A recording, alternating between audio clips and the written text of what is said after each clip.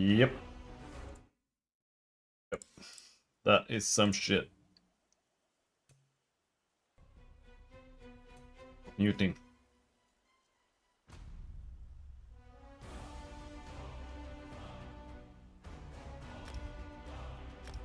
Looks good enough. Look how many characters I have in this game.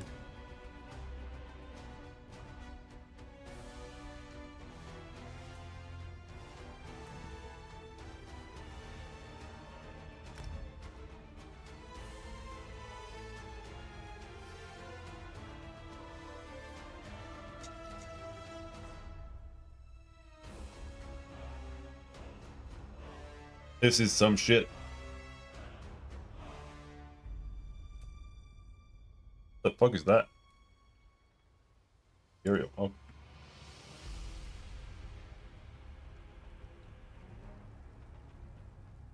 Wait, can I make Imperials? Do I have Imperials unlocked?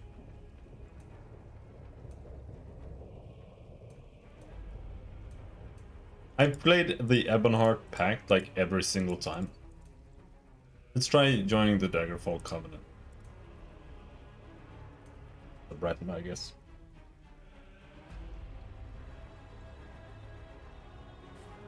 Jesus Christ.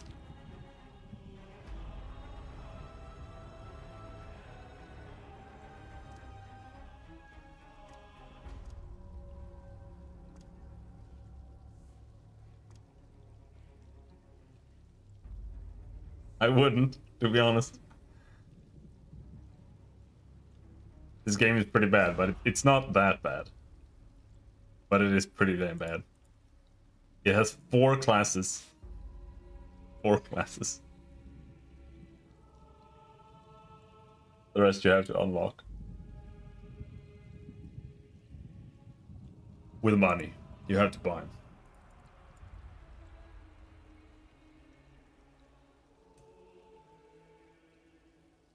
Champion gear. The game is just... See, my main problem with this game is that it's basically like if they made World of Warcraft and then they released 9 expansions and they still had... Like, it was still just vanilla. Like, they haven't overhauled a single system in this game since it came out. They haven't changed anything. They haven't... They barely even added anything. And what was there was never good. They haven't overhauled any of the abilities, visuals, or anything. Like, the only thing they've ever done is they changed, like...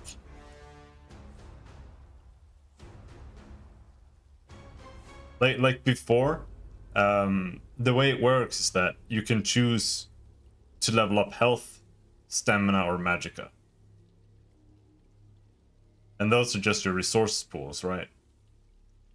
But the more magicka you have, the more damage your magicka abilities do. And they still have that, but they kind of reduced how impactful it is. But it's still like there. Yeah, that is true. It is true. That's like, I think this is the best Elder Scrolls game, and I think it has the best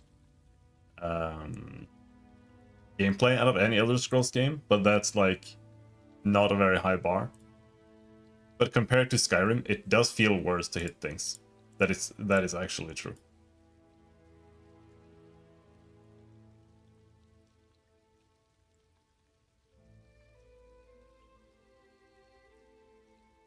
Like, they don't react. Like, that is actually a good thing about WoW, where even though the animations look retarded, when you press the attack, it instantly hits. There's no bullshit you have to wait for. You just have to wait for the animation. Also, this game looks terrible. It's so ugly. You literally, you cannot make a character that looks good in this game. It's not possible.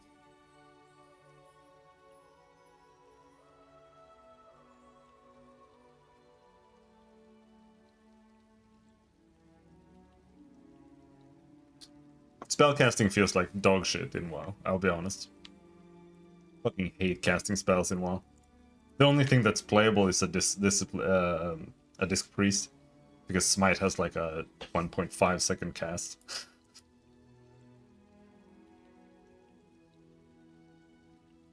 And in vanilla, it's like, don't spells have like 3-second cast? Like they have 3.5 cast and then you reduce it by 0.5. Like Fireball.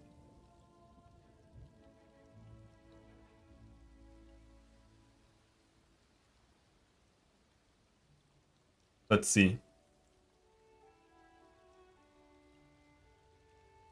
Fireball. Rank 11. 3.5 sec cast.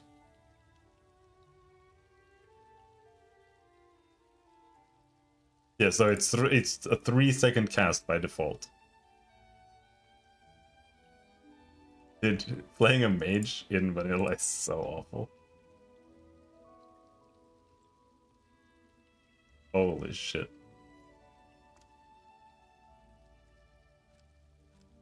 Oh, the hairs in this game look so bad. Oh. Oh, I can't believe it. Can't believe how ugly this game is. I downloaded Guild Wars 2 as well. Guild Wars 2 is by far the better game when it comes to these two, but I didn't really want to play it because I played it very recently.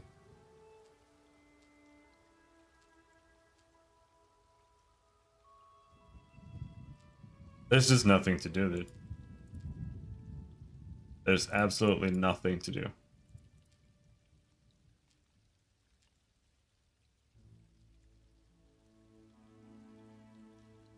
I don't wanna.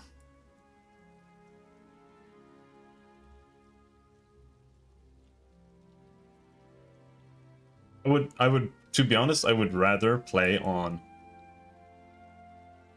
the official servers and just continue playing my Wrath of the Lich King character or something. But I really don't want to do that either. Because the only thing that I find enjoyable in World of Warcraft is doing dungeons, to be honest. And you can't do that until Cataclysm. I don't want to play retail because I don't want to give money to Microsoft. The game is expensive as fuck, dude. It's like 70 bucks if you include the subscription. And it's not even good.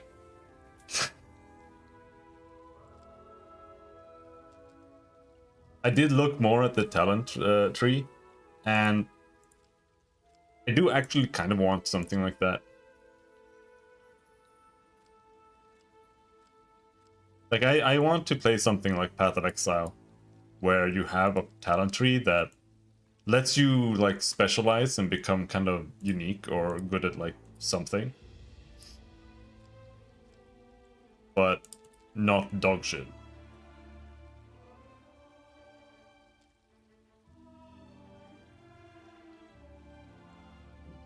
Because, like, you can spec into a part of the tree where you focus more on like shadow spells and damage. Follow for follow. How about a ban for a ban? How about that?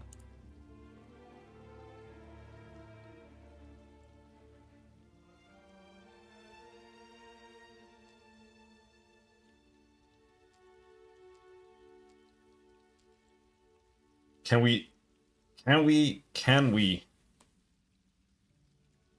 we get past character creation?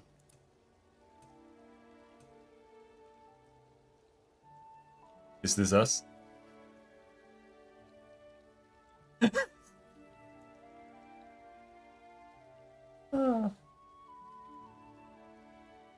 Yeah, I saw that. And that's exactly what I don't want out of a priest. I want to play a fucking Smite priest, dude. You can actually play a Smite priest pretty decently in Classic. You can do almost top DPS, I think. But it's like not worth the effort from what I understand.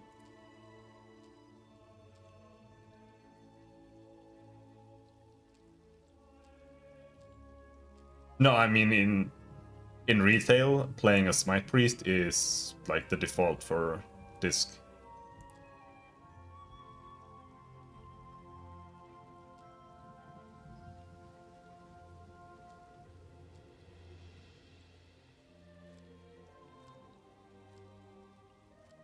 Fuck. The one thing I do like about this game is that you can kind of just make an RP build. But even if you do just make an RP build, it's not like it's enjoyable to play it. So it doesn't really help.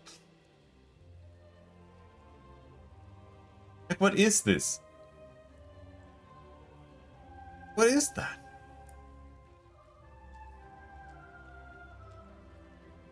Yeah, because it doesn't have mechanics, right? Like, that's the problem.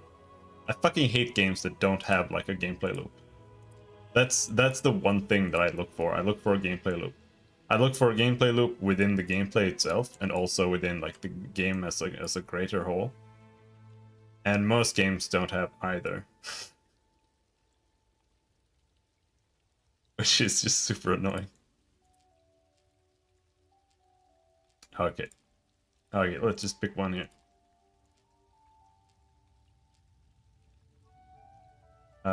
Sure, whatever.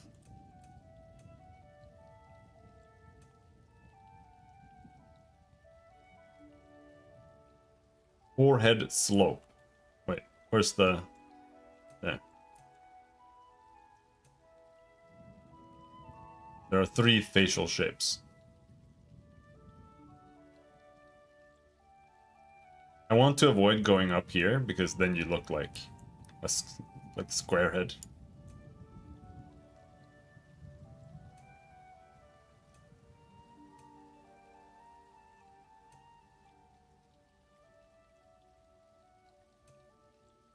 I actually do think WoW is probably still the best MMO.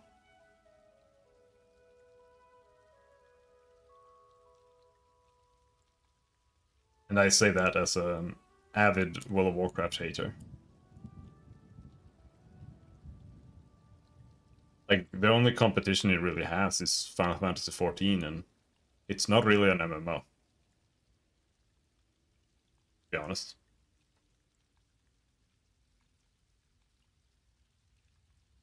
It's more like a single player game. The eye colors, there.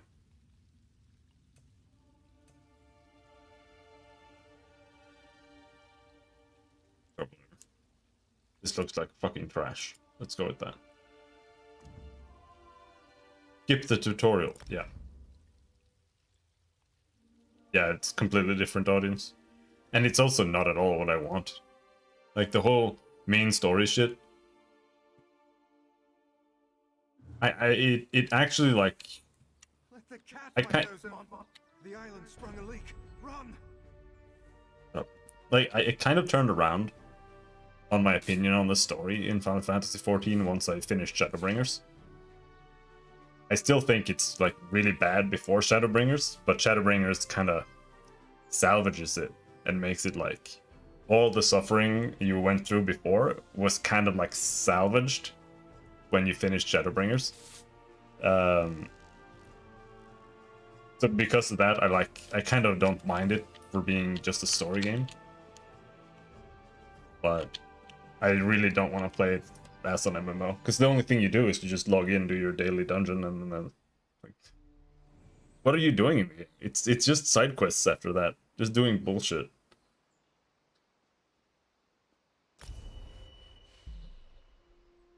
What are we doing?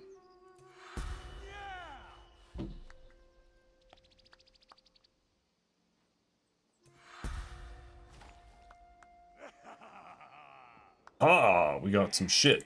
Give me some health. We need skills.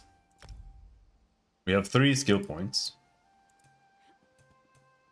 And I want things from every tree, so let's just get 1 skill from every tree. Right off the bat. Then we're just gonna do that. First, the Queen issues a decree that changes the status of Somerset from an isolated paradise into a tourist attraction. Now monsters, sea creatures. I've never seen anything like them.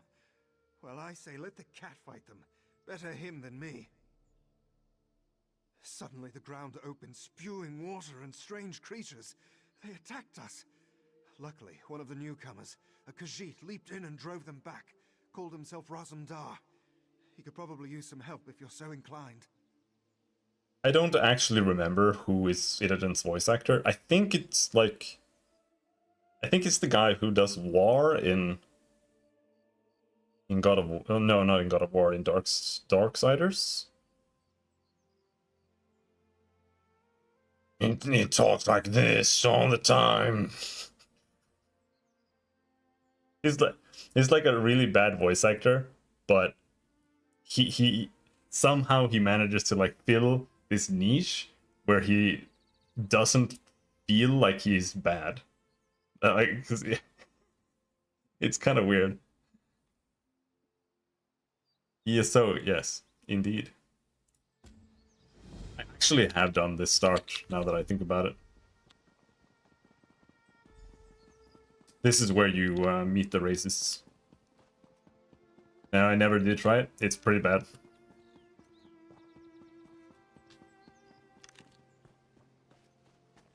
But it's actually like... Have you ever seen such creatures? Raz has not. Probably neither have you. You are a newcomer, yes? New to this island of high elves? This one has an eye for such things. And you look capable. So can Raz interest you in some cloak and dagger work? It's kind of good in the same way that Guild Wars 2 is good, where if you just kind of want to play it and just do some exploring and following a story kind of at the same time, then like this and Guild Wars 2 are like the best games for it. If you just want a hard story, then Final Fantasy 14. If you just want to grind and just play the fucking game, then you play WoW. That's pretty much it. ETD bug? Okay. If you actually like Elder Scrolls, unlike Cashew, it's fucking foul. Yeah, but the thing is, if you actually like Elder Scrolls, then you're fucking retarded, so I don't know what to tell you. Ominous? No, nothing of the sort. Well, maybe a little of the sort. Depends on how things develop. Raz has come to Somerset at the behest of Queen Ayrenn to make sure her decree regarding the opening of the island proceeds as she directed. Ask some questions, determine the mood in Shimmerin, and see how the newcomers are faring. Rumors have reached the Queen, and she's concerned. So Razum Dar comes to see what is happening and fight strange creatures. Now Raz is concerned as well. Still plays better than Skyrim. While you ask questions around the city, Raz can take care of some other business. It may or may not involve scratching and clawing. Let's meet near Indeed. the entrance to It has a Shimmerin dodge button, when you have something. and it has actual mechanics with charge attacks. And this game is also extremely racist. There's a camp here where the Thalmor are like they just have like the other races in a camp, and they're just standing around like whipping them out in the out in the open.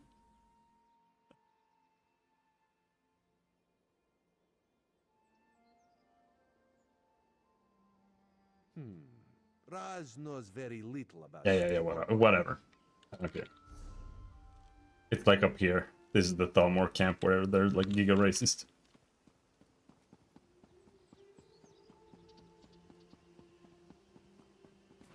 Do I start with the horse? No. Wait. Do I have a horse? What is this? 3 items. Okay, thank you. I want a one-handed sword. Yeah.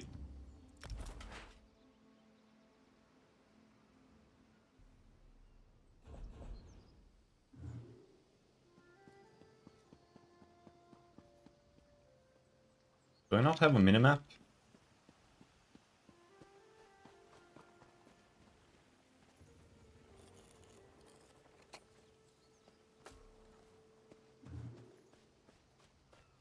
What are we looking for? Nope, that's the wrong button. Gotta talk to some homie. Oh, crabs! You find your own patch of peach.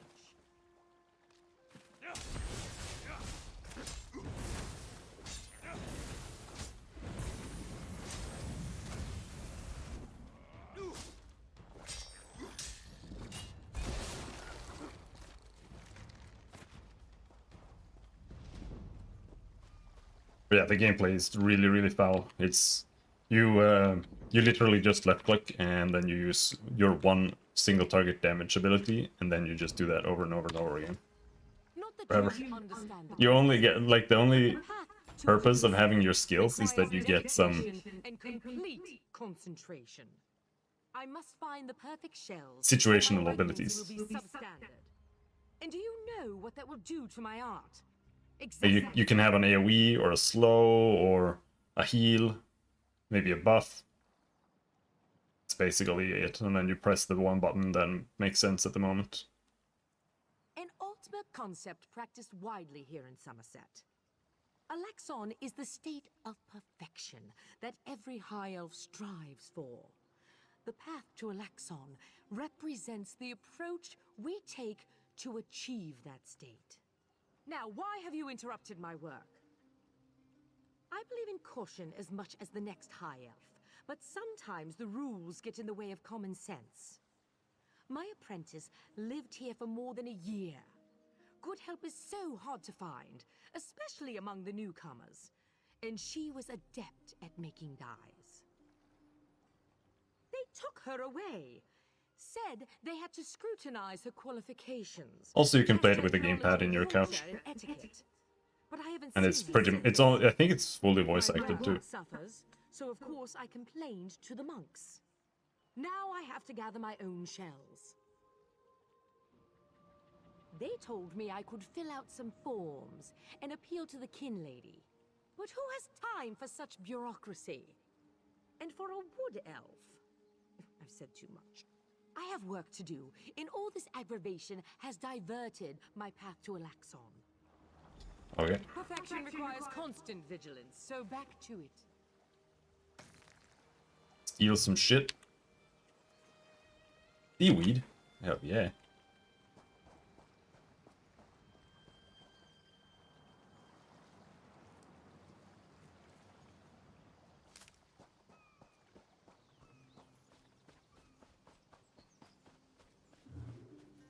The demon!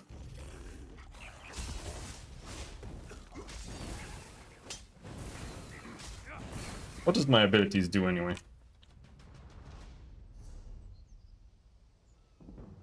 This is a dot. This just does damage, and this is a heal. Alright.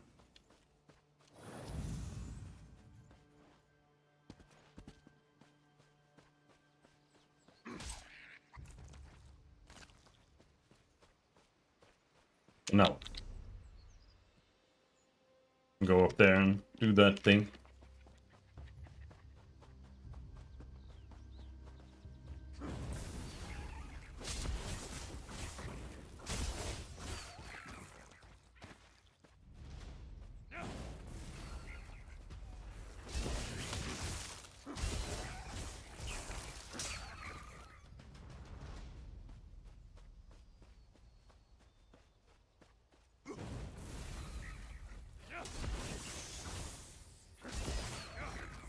Target is immune to what?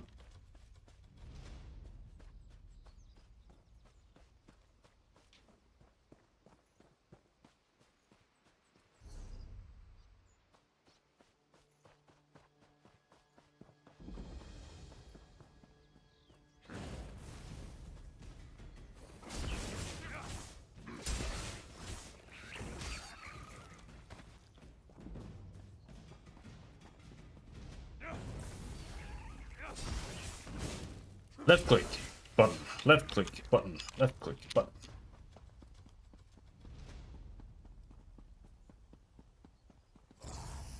The game does have like a bit of customization, but it's so little that even that isn't enough to really carry it.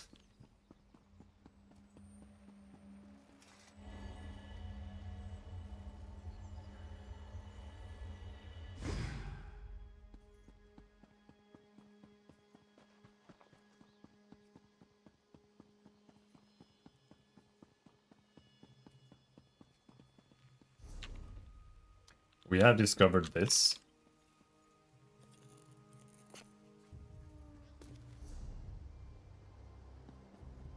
I should have a horse though. Let's see. There's like a mount tab somewhere. Collections, that's the one.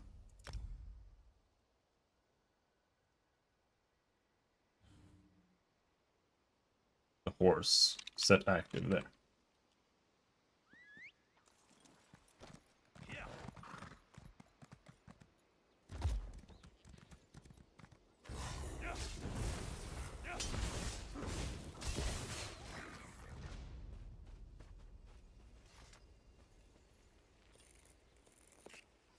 What I liked doing in the game was soloing dungeons, but you can only do that with certain dungeons in the game.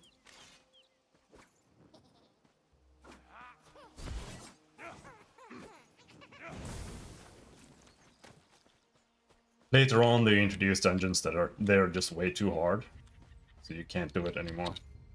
And I don't think it has a very good dungeon finder system, but I could be wrong. Even if it does have a dungeon finder system, like in WoW, the game is just really, really horrendous when it comes to group content, because it's just like everybody's just running around doing shit. Like, there's no structure to it at all. And that's something I'd want to see, but it's like not very well done in this game. Because in Guild Wars 2, the dungeons are actually not that bad, because everything's a little bit more deliberate there. Here it's just like everybody's just running around like spurgs, just hitting everything, and then everything is just dead, and then you just run over to the next part of the dungeon. Everyone's just running through it. It's weird.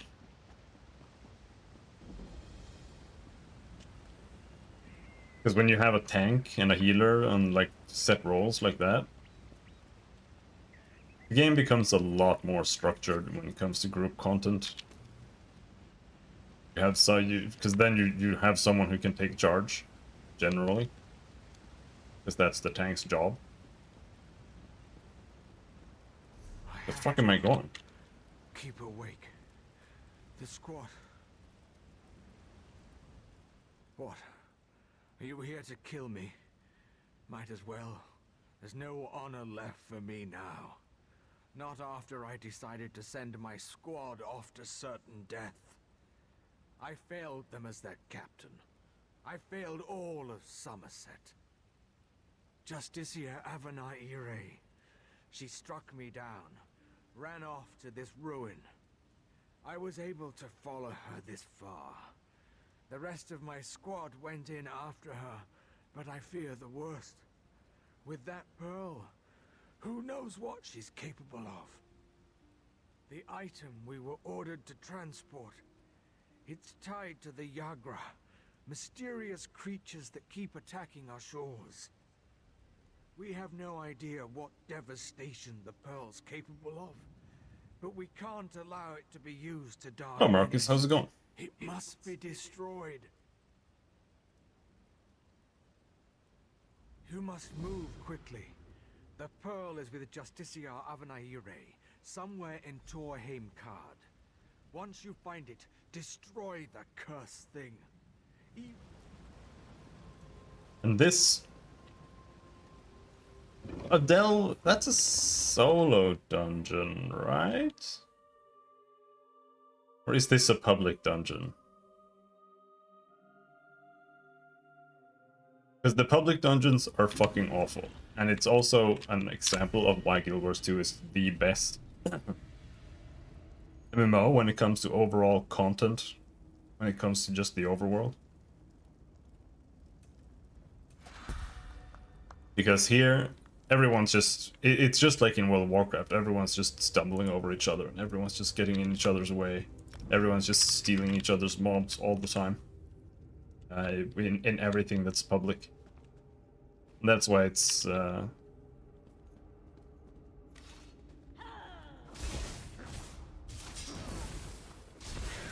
that's why Guild Wars 2's event system is just so superior, because it's just like everybody just joins in and just joins the fight, and it just scales a bit. Everybody's just playing together.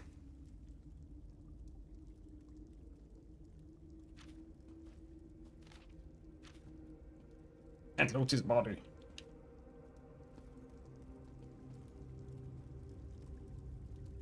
How many more must die? These Yagas, there's no end to their number.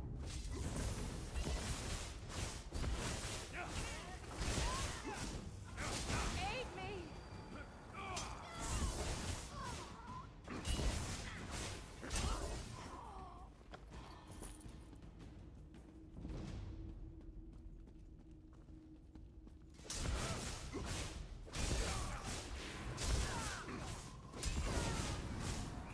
EB clicking. Oh, he died.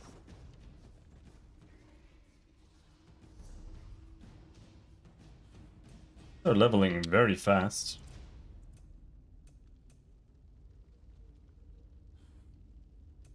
There. There's Puncture.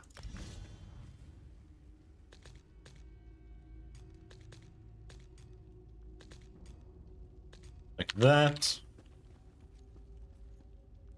It looks so cool. It actually sucks ass, but I mean, if you think that's nice, then yeah, you should try it for sure. Is this unplayable in Cuba? I don't know what that means.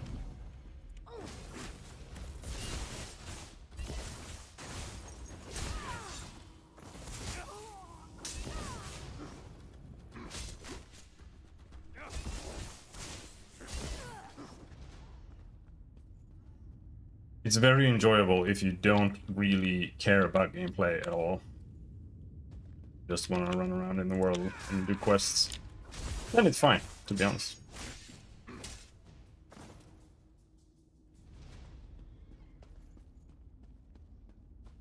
Well, I mean, it's free to play, so... Unless it's, like, literally illegal to play video games in Cuba. I mean, it might be.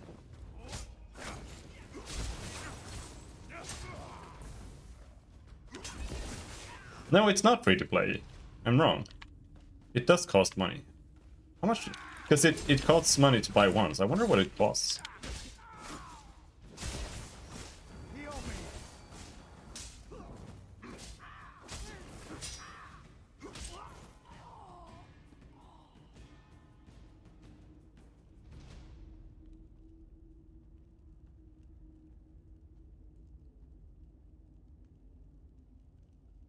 Yeah, it's $20. That's like a year's worth of wages in Cuba. Yep, I guess you're fucked. Guild Wars 2 is, however, free to play. I suggest playing that instead. It's a better game anyway. I'm pretty sure Guild Wars 2 is free to play now. At least the base game. Yep. This is a public dungeon. It's terrible.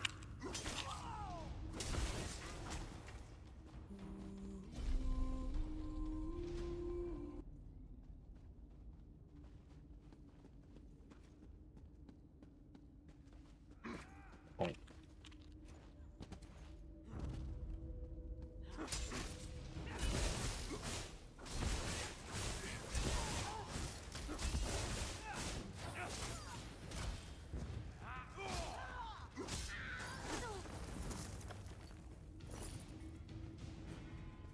But yeah, unlike Skyrim, you can actually, like, there's actually a point to blocking here. Because some enemies will use charge attacks like that, and if you block it, then they become staggered.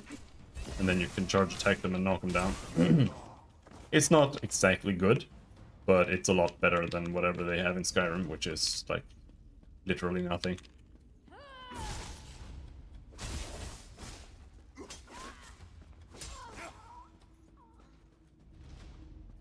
Where am I going? Is there a secret door into there or something?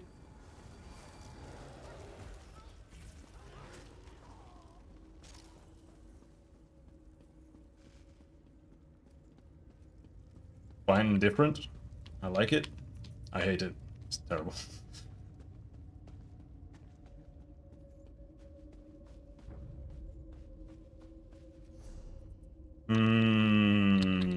No, I think maybe you get there from below or something.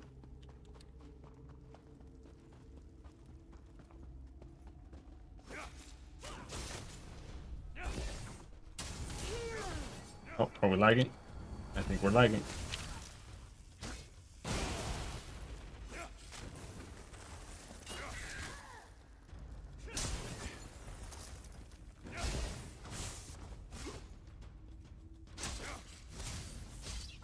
My internet has been really weird. It's been like randomly lagging like crazy.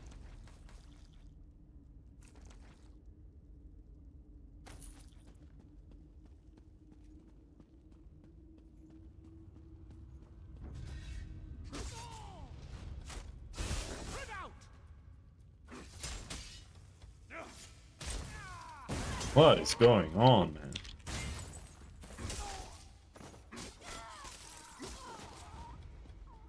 I had a Twitter tab open and it just broke the game. Now it's still laggy as shit.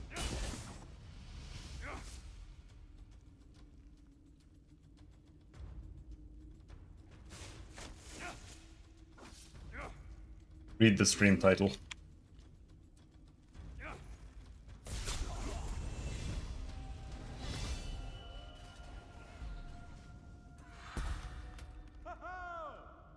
Been too long since I dissected.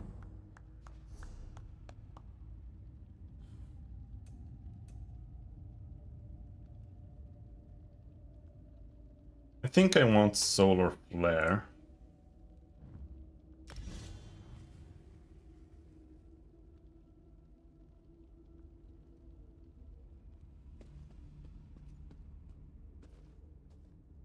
Yep. Yep. Use the ability. Use it. I need healing.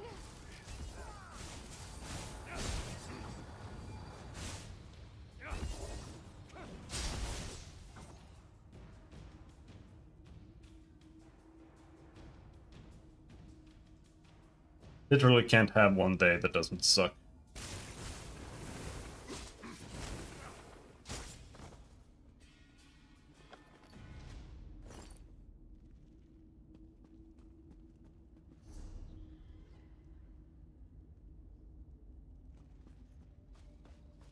Want to go over down here.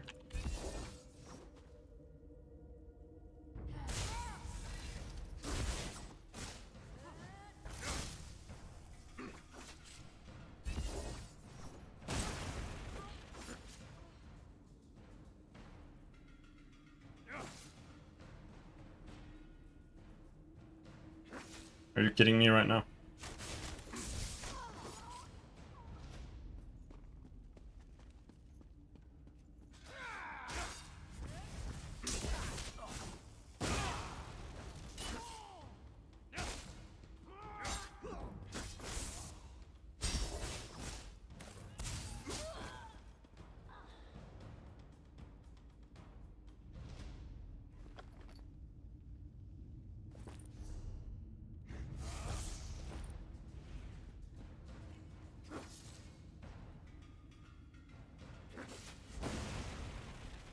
ESO latency. Flash latency. We've got a ping of 250 right now. That's insane. This is the first time I've had lag issues in this game. I mean, it's not like I play this game that often, but I've never seen it be like this before. It's not like my stream is lagging.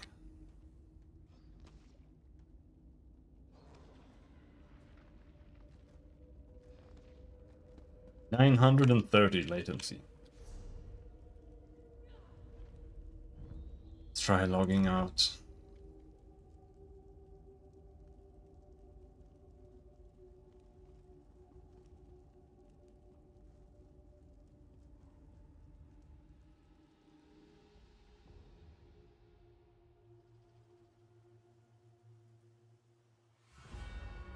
I don't remember how it works with servers. I think it's just a mega server.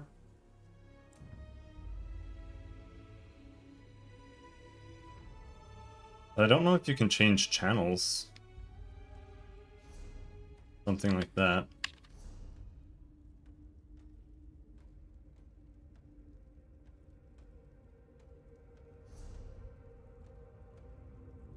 I don't think so.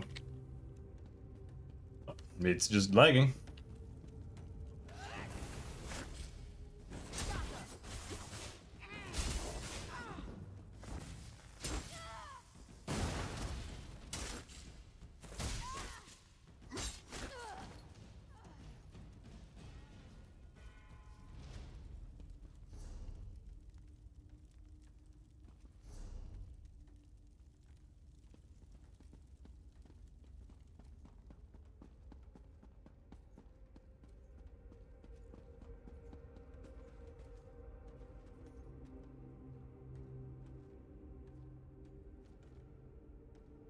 I don't know, there's just something wrong with their servers now or something.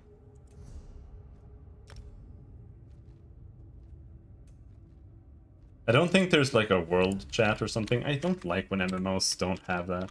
It's so lame. Just let people talk in the game. Like, what's the problem? No, what if someone is mean? I hate modern gaming so much, dude.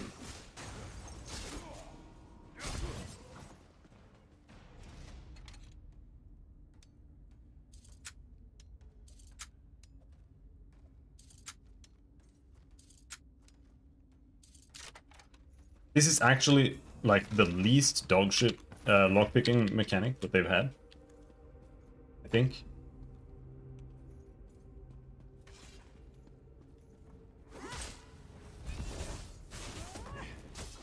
Well, no, Morrowind has the best lockpicking mechanic because you just hold the button until it works. It doesn't have one.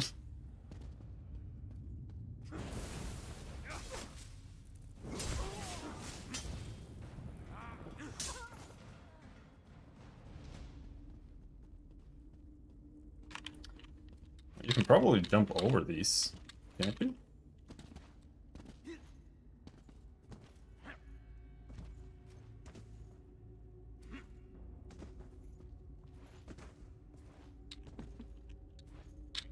No, can't get all the way up there.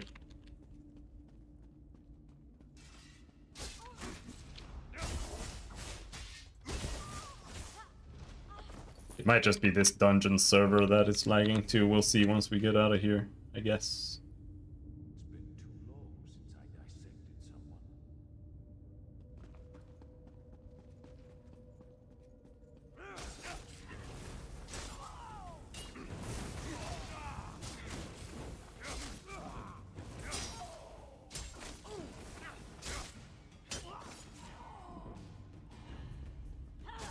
Hello there.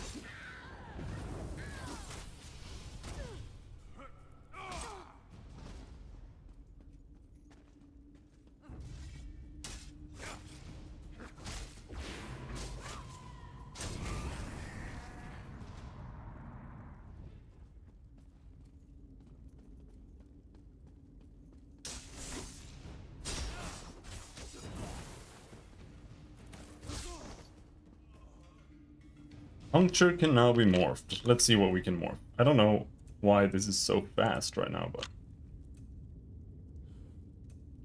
Puncture should be morphed to...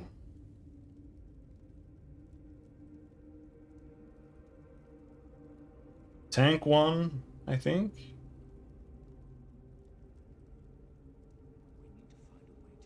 Using damage taken. Oh, that used up a skill point? Okay.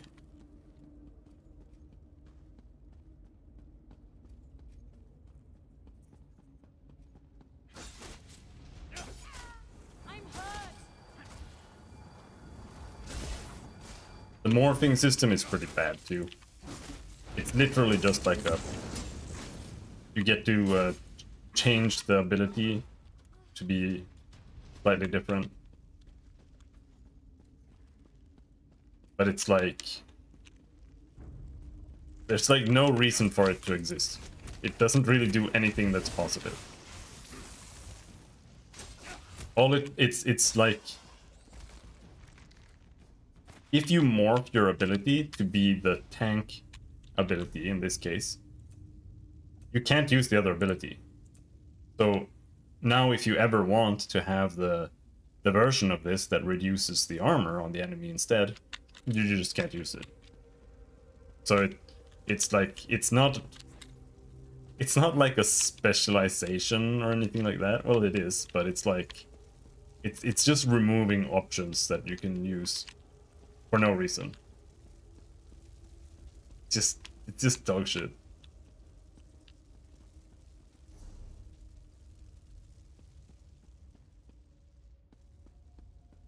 And most of the time the abilities don't become like interesting or anything like that. So it doesn't really help. The only thing it does is that sometimes it can make an ability that uses magicka, it can make it use stamina instead. That's useful, right? But it's not like it's interesting or anything.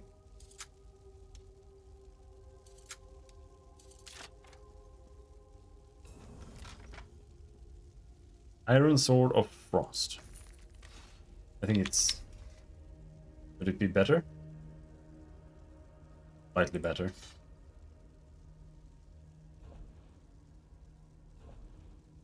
Iron Legs.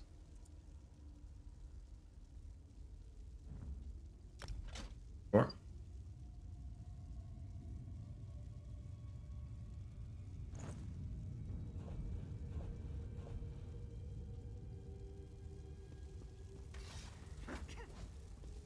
Okay.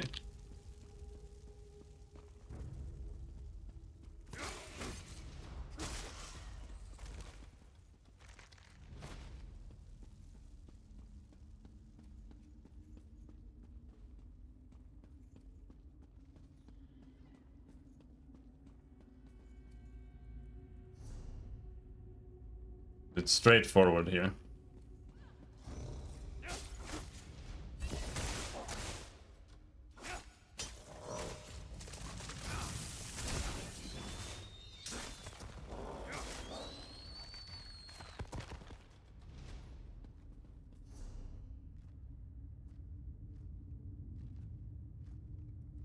Not sure there's any point in going here. Bookshelves are good. They give you skill points. Get levels.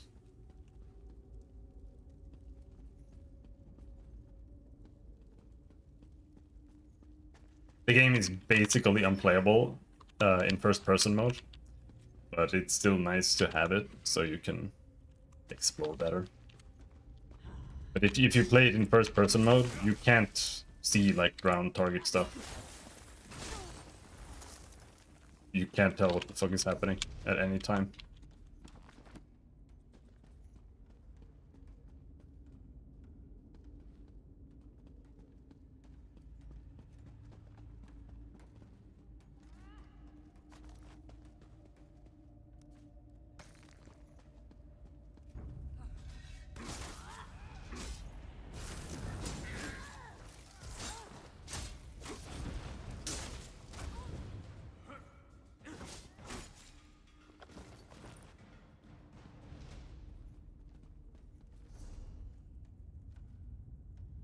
Alright, I think this just leads back. It doesn't seem to... I was just looking for treasure chests.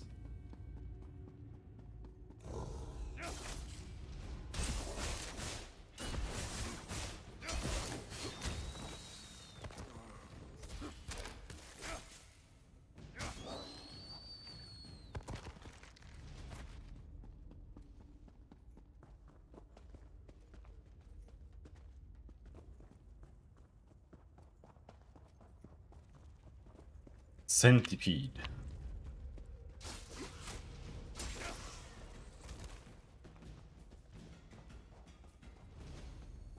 Watch as the boss is killed by some other people in this dungeon.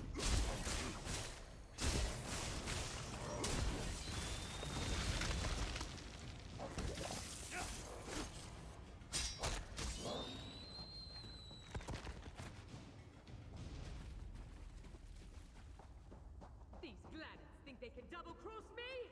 I'll show them true suffering!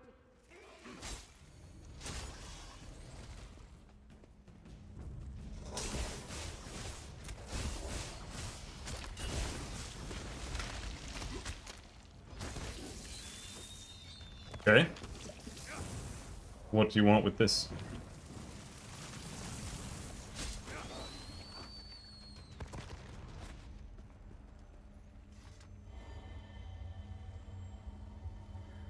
Every 3 sky shards you pick up, you get a skill point, which almost instantly all just goes into some random passives.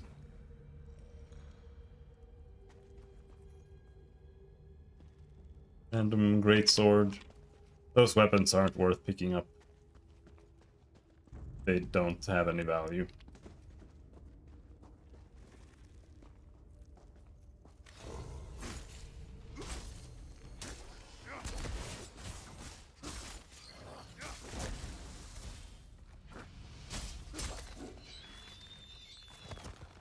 Oh, Deathless.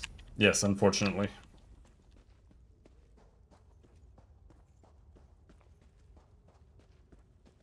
We are that out of things to do.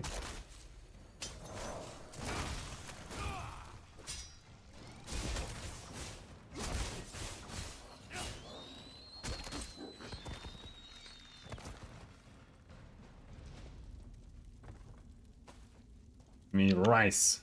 Honey, hell yeah. Lemons.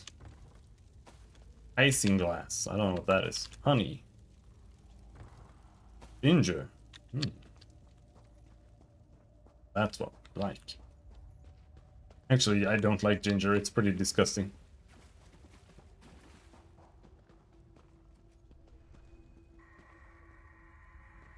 Alright.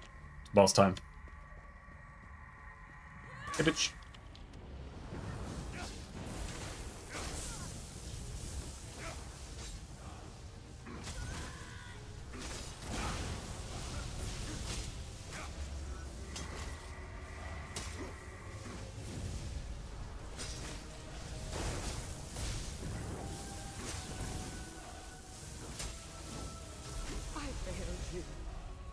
Little system. Since I removed it from my Steam library.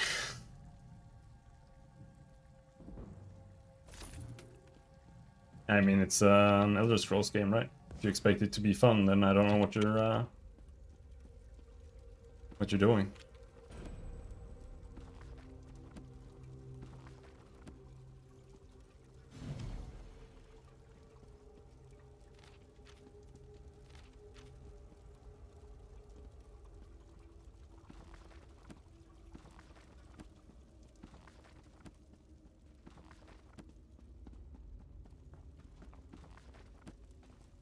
I love having to open books to get skill points. I don't need to do it at all, but you can do it.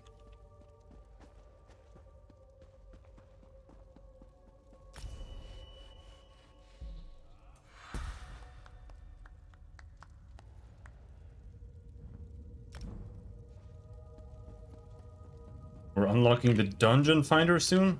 Should we try going hard on the dungeon finding?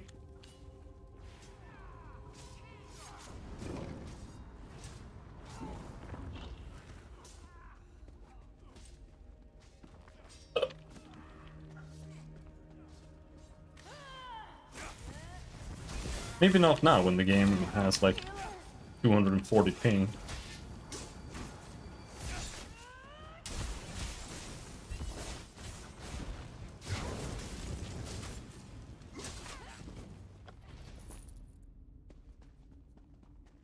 Where's the exit? It's down there.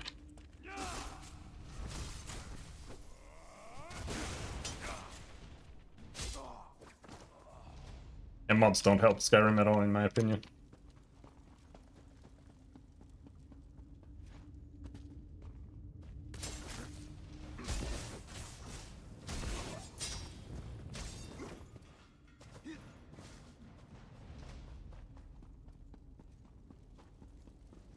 Skyrim only has one advantage over this game, and it's that the environments are nicer.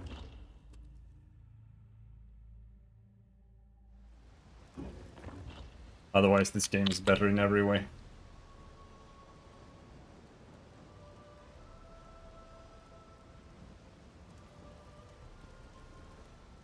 So, you returned to me alone. The pearl. Is it destroyed? I knew I was sending them to their deaths, but still, I couldn't let Avanaire get away. If not for you, the surrounding towns would have been overrun with Yagra.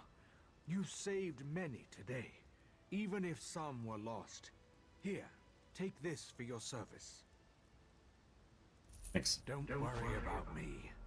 I may not be fit enough to fight, but I can still walk. I'll head to the closest town and make my report. Just need a moment to catch my breath first. Ah, venom words dripped from the I don't tongue do like of a reading. traitor. Tell me, did you learn anything useful? Something I should add to my report? Do you expect my heart to bleed at such a story? Avanaire has betrayed her family tenfold by besmirching their name. She betrayed her queen, her nation, her comrades. My soldiers, good soldiers, were killed. For what? An addict's debt? And so she weighed the life of one greater than the deaths of many. I doubt this sentimental tidbit will change anything. Her name shall never be honored by her descendants. She'll be an outcast even in death. The greatest dishonor. Well, that's how Steam reviews work. I mean, it's better than Skyrim. Skyrim has overwhelmingly positive. It's like 98%. It's like literally the single least deserved review on Steam. So, I don't know. I think it's fine.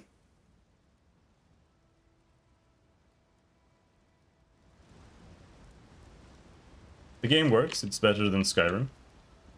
It has 10 times, not even 10 times, like 100,000 times more content than Skyrim as well.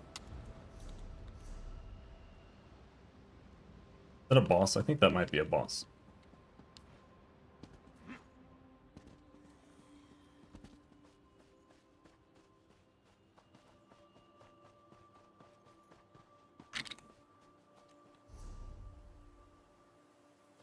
There.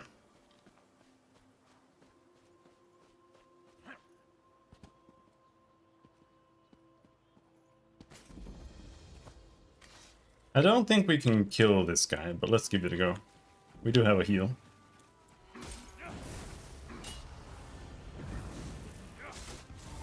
No, that looks like a no.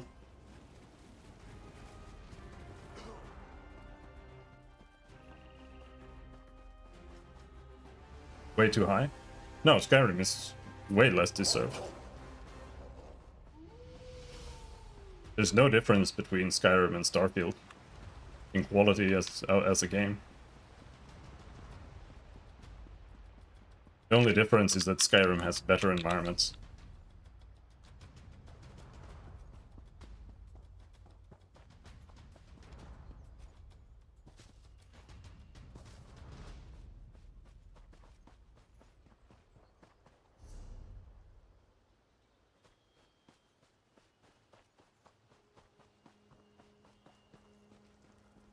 Bethesda's games have been just as bad as Starfield since forever.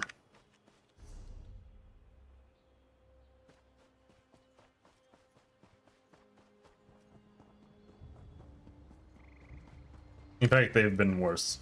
Oblivion is way worse than Starfield for sure.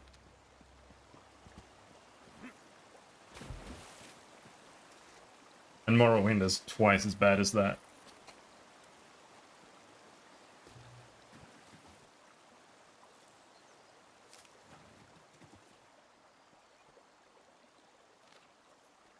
Skyrim is a total fucking piece of shit.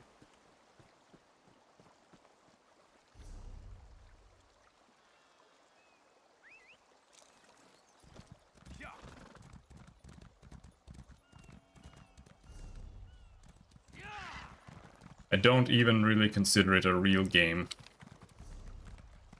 Why I hate it so much. It's literally just a walking simulator. It doesn't have real gameplay, it doesn't have real content or anything.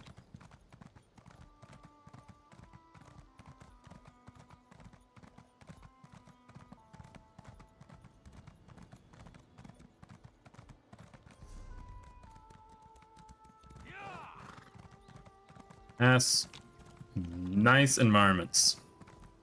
And that doesn't even stretch to the cities. It has a nice wilderness, which matters even less.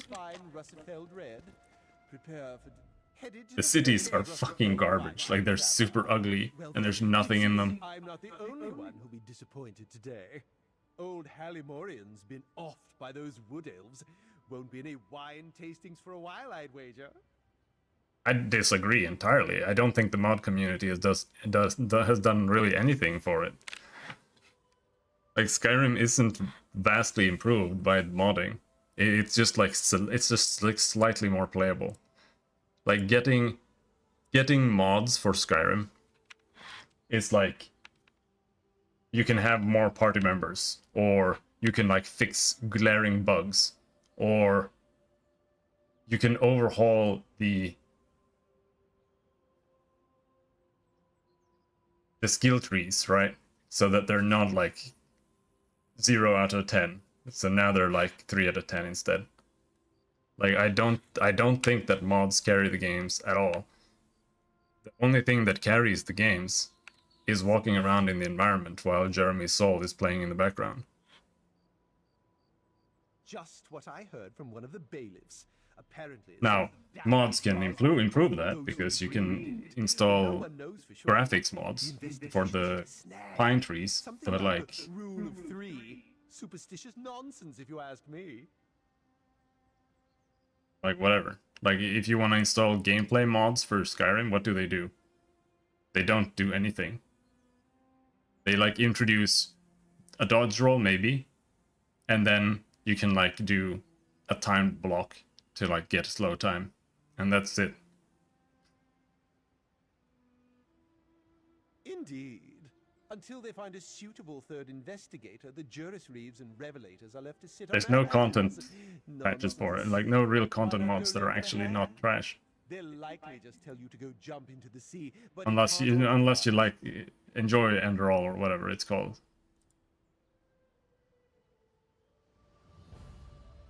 I've watched Enderall gameplay, and it just does not look very like it. Not like it's any better.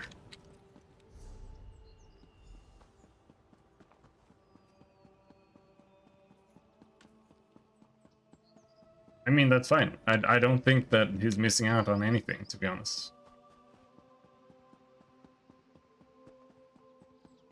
Last time I played it, I installed like 20 mods, and the only thing they did was like fix glaring issues with the game. Like, made it actually like work. I installed a survival mod, and the survival mod was really bad. It didn't really do anything.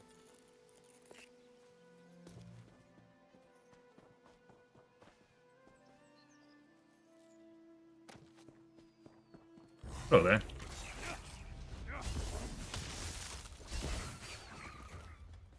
I think this spear just does way more damage.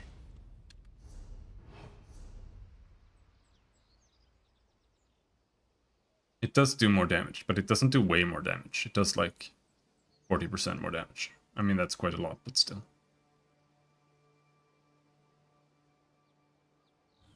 Let's see. It's Solar Flare that we want to morph. We don't care about this spell.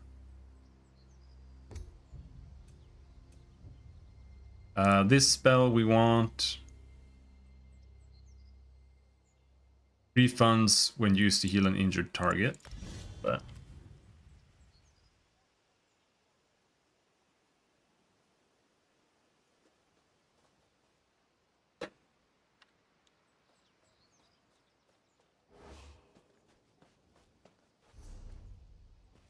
I'm so tired of video games that I'm tired of even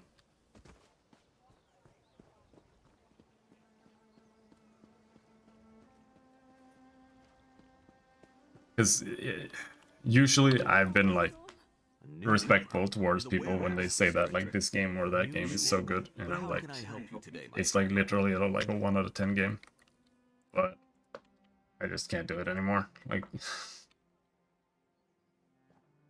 Skyrim is literally like a 1 out of 10 game. It is so bad. Skyrim has two things going for it. It's the environment plus the music, creating like a very nice overall vibe in the game. Because it does have probably some of the best environmental design that I've seen in a game. Just like how the flowers and the rocks and the trees are placed and all of that is really good.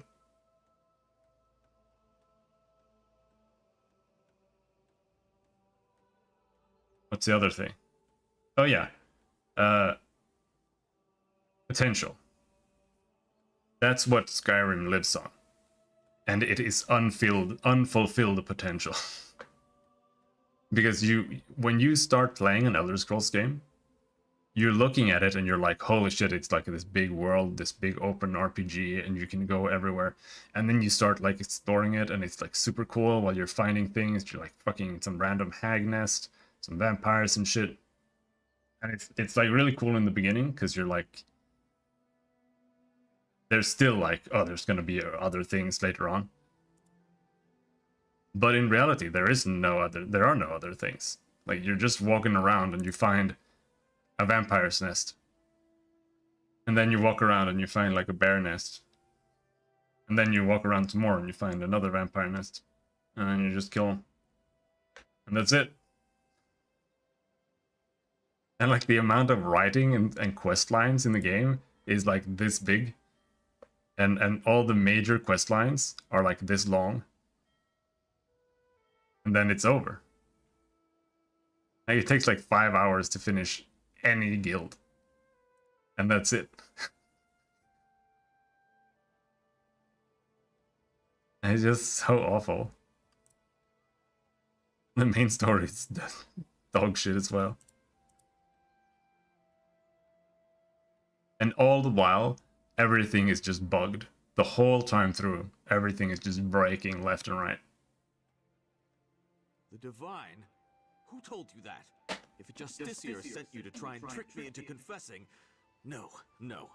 The High Elves would never send a newcomer to perform such a task. But I admit it. I made my thoughts known.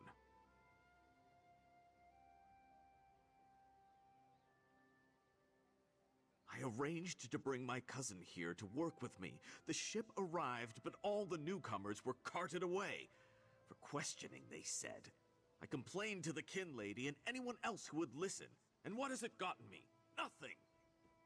Yeah, and that's what I'm saying. Like, it doesn't... Like, Skyrim, the value of Skyrim has nothing to do with the game. Like, it's literally just the cozy mood in the game and, like, walking around and just doing, like, nothing. Like, and then you just quit. And then you play it again in, like, 14 months. That's it. And this time you're like, oh, this time I'm gonna have an axe, and I'm gonna be an orc. But I've already gone through that, both with Skyrim and with Oblivion and with Morrowind, and it just doesn't. It's just not enough anymore. Like, I need games to be games nowadays, and they're just not games. Oh, my family has been here for generations and generations. Before the Queen's decree, outsiders might have been rare, but we were not unheard of. Our business has grown and gets better every day. That's why I sent for my cousin. We need the help. Somerset is a rare and beautiful jewel in the Abetian Sea. I love it here. The High Elves treat us like children, but they have never been hostile. Like, Baldur's Gate 3 was barely a game. The waters, though. I fear it will get worse before it gets better. I stopped playing Pathfinder. Like, I was doing another Pathfinder playthrough, but I can't do it because it's not a game.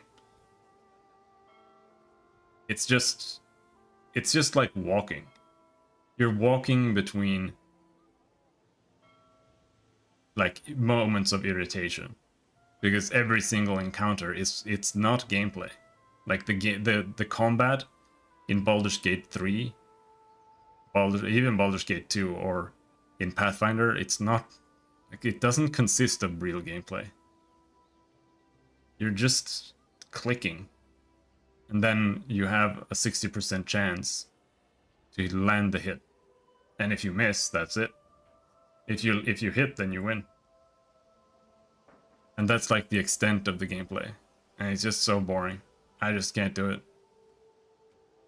And that's why I probably won't play this game more than today, because this game is also just you go up to an enemy and then you left click.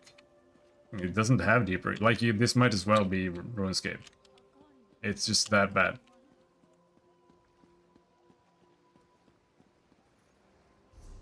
I just can't do it anymore. I don't even have high standards. Like, that's the crazy part. Like, people think that my standards are way too high, but that's not the case.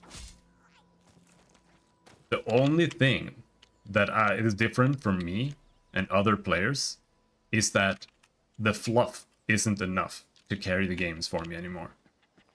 I just want the games to have some gameplay, because I don't give enough of a shit about the game being like heckin' cozy or whatever. And then that just carrying me through the whole game, like carrying the gameplay. It just doesn't work anymore.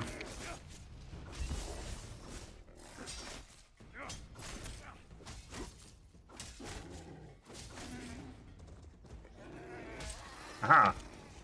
Kill him! Alright, where are we going now? Let's go take this waypoint.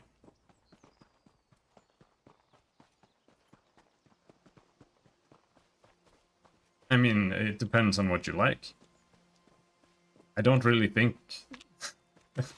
Read the stream title, bro.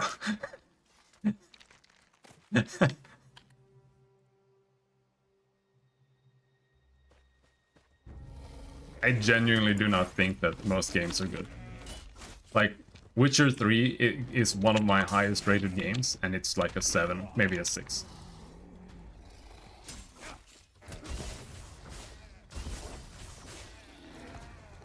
It really depends on what you're looking for. It's just that most games have like a crumb of something that's good, and then you can latch on to that. Like playing this game, I can latch on to being able to make, like, fulfill a class fantasy. Like, I wanted to play a paladin type character, and I can do that in this game without it really affecting me in, like, negatively. But like, if I want to play Lost Ark and I want to play a paladin, like, there is literally a paladin class, but if you play it, you're not allowed to play DPS. Like, you have to play healer, even though it can DPS. Because otherwise you can't play the game with anybody. But here it doesn't affect me at all, so I can just like solo the game and just do that.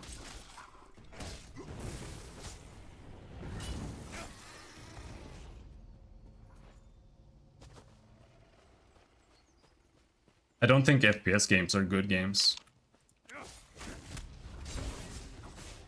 Because I don't think that they have a good gameplay loop. Destiny 2 is the best FPS game ever made, to be honest.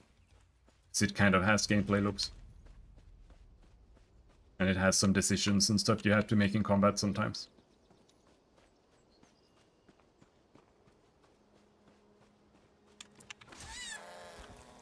But otherwise, like, if you want an FPS game, then it's not about the gameplay.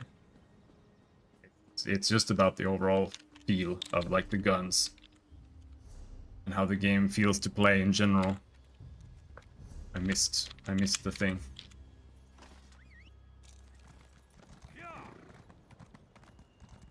Do you need like a... I think you might need a mod for a minimap. And yes, this is a Bethesda game. Even though it is an MMO, you still have to download mods.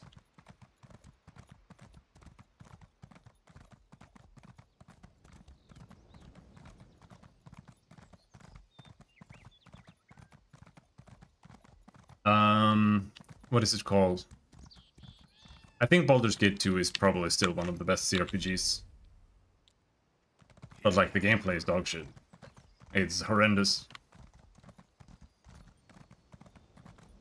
The system is bad.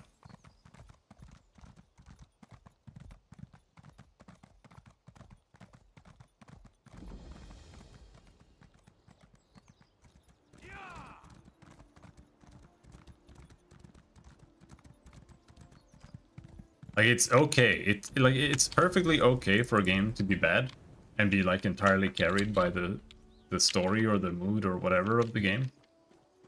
But then it's not a good game. It's like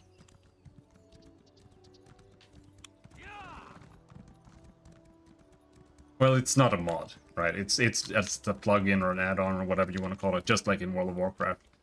It's supported by the devs. It just affects the UI, really. But it doesn't really do much more than that. I just think there is a difference between games and games that are... Like, there are games for the sake of gameplay, and then there are games for the sake of being interactive movies. I think those are two different things. And I think that if you've got an interactive movie, that's a bad game. Generally speaking.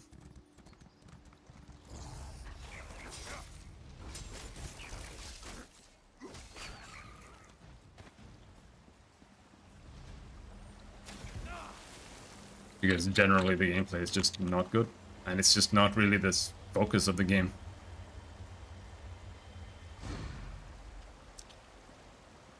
But I am extremely jaded and tired as shit, so all we're gonna be doing here is mauling and whining. But it's also a fact that games really haven't evolved much. I'm very much of the opinion that, like, a lot of people, and even Kyle will argue with this with me to some extent, even though he kind of agrees with me, is that I think games are better than they've ever been. Like, modern games are way better than old games. In all aspects. In graphics, in stories, in well, maybe not in music. I think that's more on a case-to-case basis. I am Chief Juris Reef Tarnamir of the Divine Prosecution. They're better in gameplay. Was in the long ago. I know this is unorthodox. Across the board, really. You'd be interested in helping us. It's just that sometimes some series like lose what people really liked about them, which wasn't necessarily the gameplay. Like if during like the PS1, PS2 era, some games even on PC, like they moved away from being 2D and having like pixel graphics and stuff to becoming 3D games. And even though the gameplay didn't necessarily change that much, people like dropped them like flies. Command and Conquer, for example, is, in my opinion, an example of that. Though because like it's not like Command and Conquer 1 and 2 had like good gameplay. Not really. It's just that whenever they started moving into like different formats, it just lost the entire feel of it. That's also why I don't really like the PS1 and PS2 era of gaming in general. I think it's like the worst era of gaming. Like,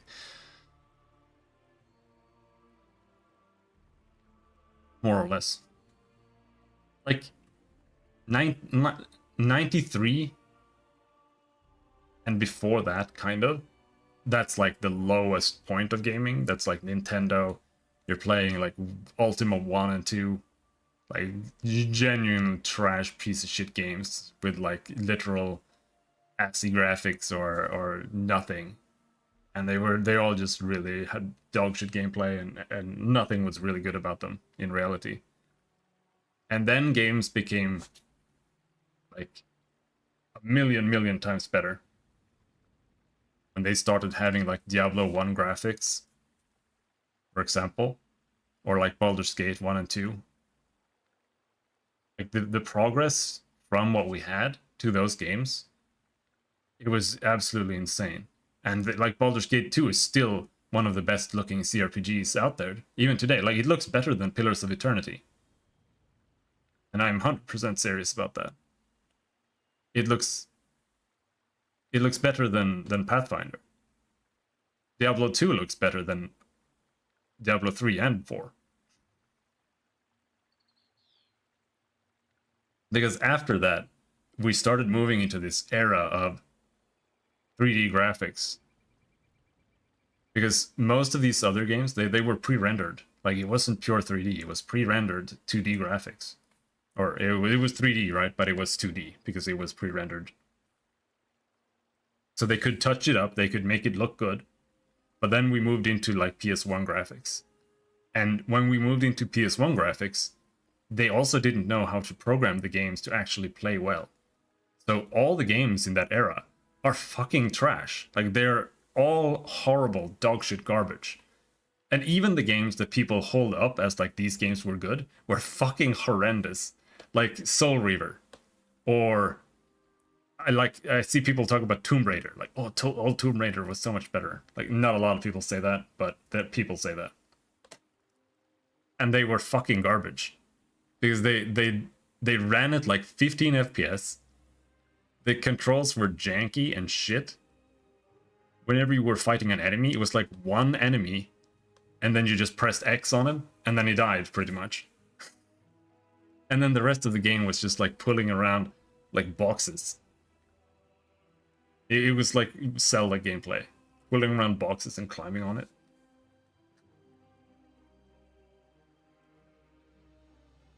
So the PS2 era was a lot better, but it was still not good. It still had the same problems, but it was 100 times better.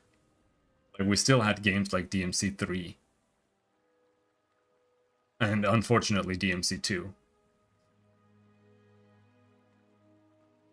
But there were not a lot of games like that, and DMC 3 is still a really bad game overall. It's just that it has like actual decent gameplay. Then like the rest of the game is horrible.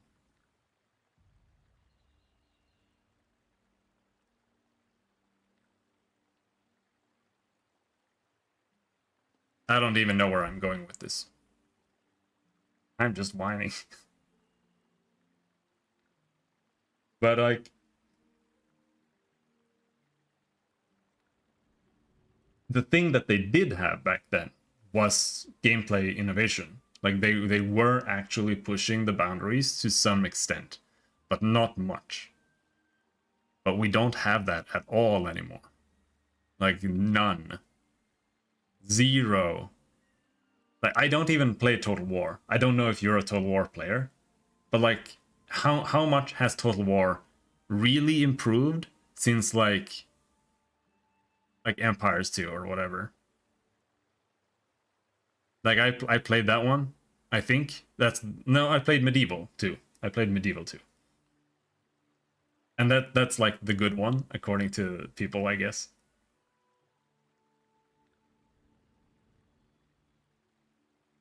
And I think that game is a total piece of shit. But like the newer games, I don't notice the difference, personally.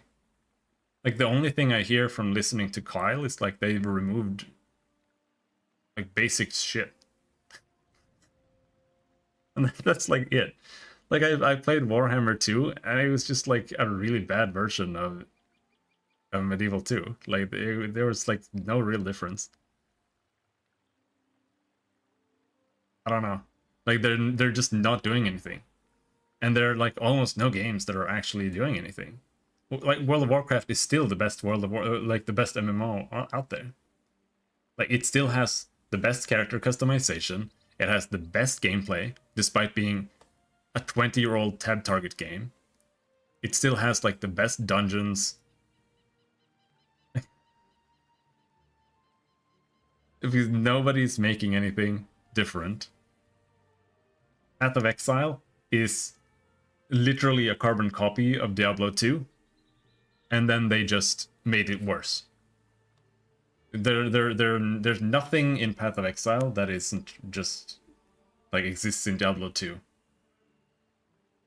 But then in Path of Exile they added like too much to it so that it just became unplayable. It doesn't really do much that's actually new. The only thing it really innovated is the currency system that it uses, which I think is actually really good. It's one of the few things that I actually think is good about Path of Exile. And then they made Last Epoch, which is also just another like ARPG clone. I still think Last Epoch is like one of the best ARPGs, even though it's not done yet, but it's still like not doing much new. Like it still plays exactly like all the other ones. It doesn't even have a dodge button. Like even Diablo 4 has added a dodge button. Which is the right direction, by the way, but like they're not doing anything new. Like Baldur's Gate 3.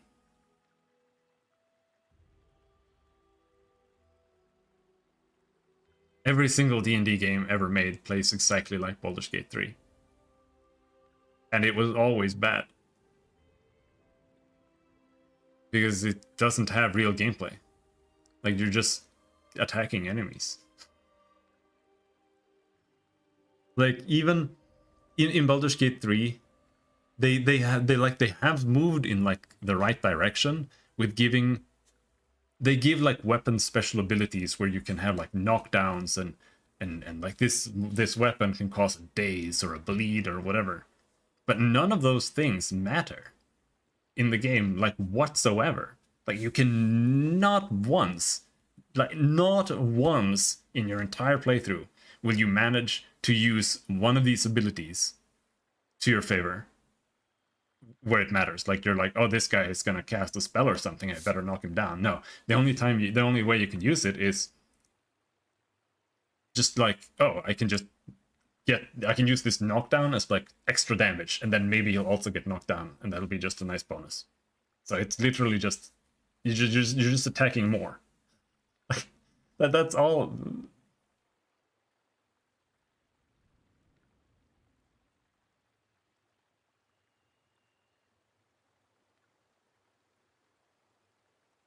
Yeah, it is dice roll hell for sure. Like I save scummed every single interaction in the entire game. Like fuck that. I don't enjoy that at all. And all the gameplay is just dice roll hell.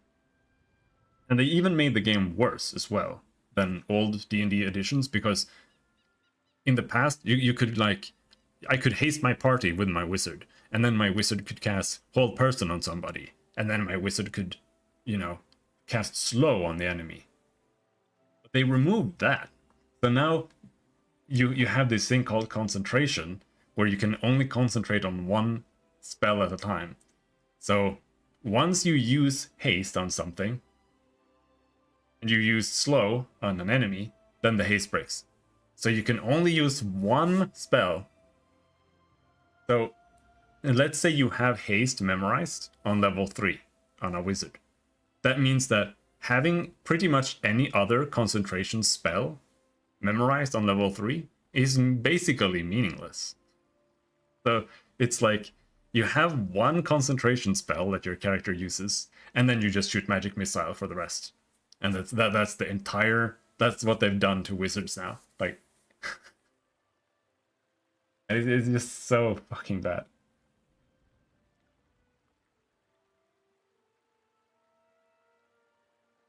And that's why I like Torment, Tides of Numenera.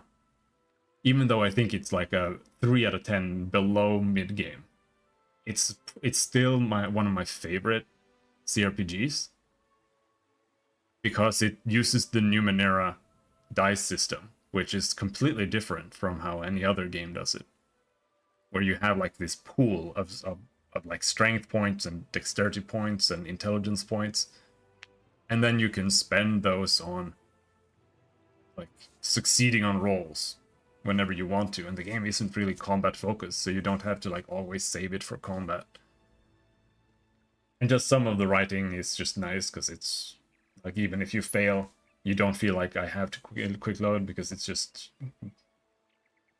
trash otherwise. Because that's like every interaction in Baldur's Gate 3 is like, okay, I failed, so this is like a dead end now, or like whatever. I'm just gonna kill them.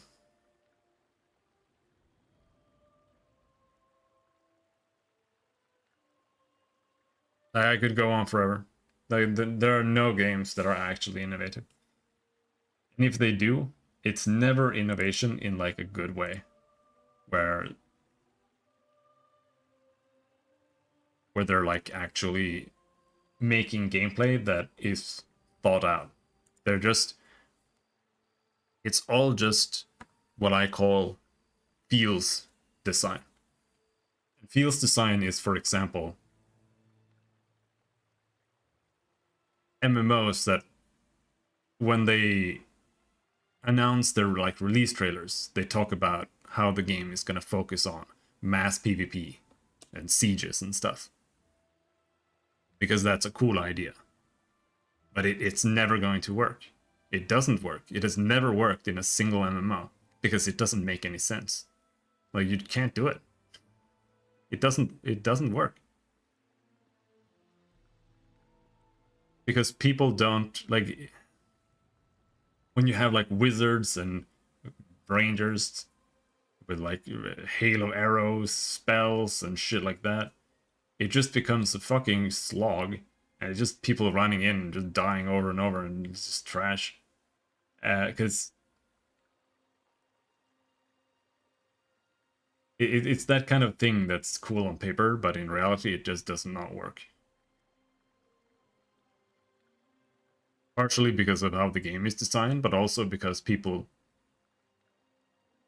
have infinite lives in an MMO, so they won't act in the way that you would need them to act for a system like that to work. Like, you'd have to have a permadeath game for that, because otherwise people are just gonna like Zerg right in, and everybody's just gonna clump up, and nobody does anything in any way that has any meaning.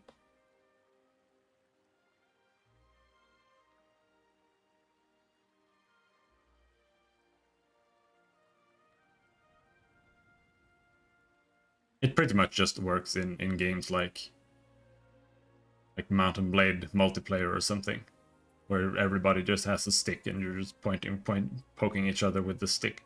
Like that's like the level of gameplay where it works. And when the game is just only about that.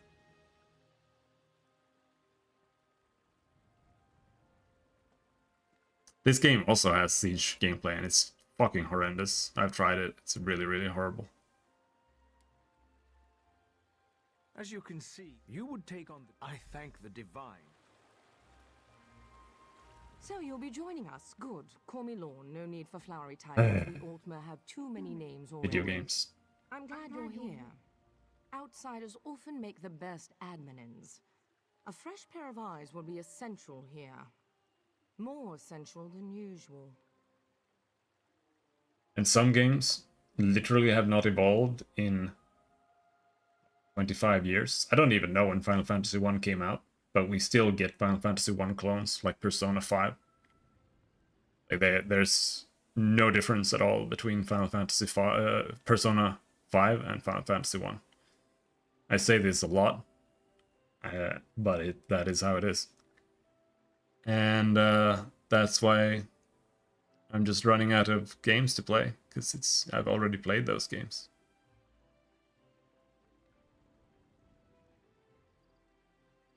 And the solution they had to stagnant game design in Final Fantasy was to remove the gameplay. Because in the past I've argued that they have turned them into action games, but that's not actually true. What they've done is they turned them into what I said before, interactive movies. Because they're not real action games.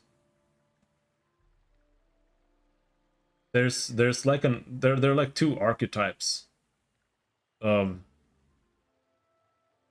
action game when it comes to like these character action games, right? Where you control your character in third person and you press the button to swing your sword and stuff.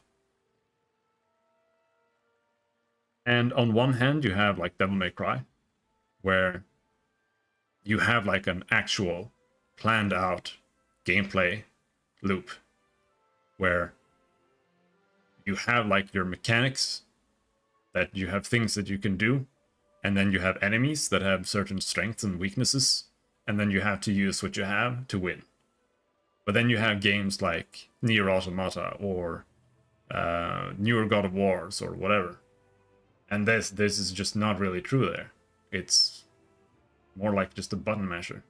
Like God of War was always just a button masher. You kind of just attack and then you press the execute button and then you win. There's none, like your kit doesn't really matter. At most you can launch an enemy and attack it in the air. And that's it. And that's what they've done with Final Fantasy, right?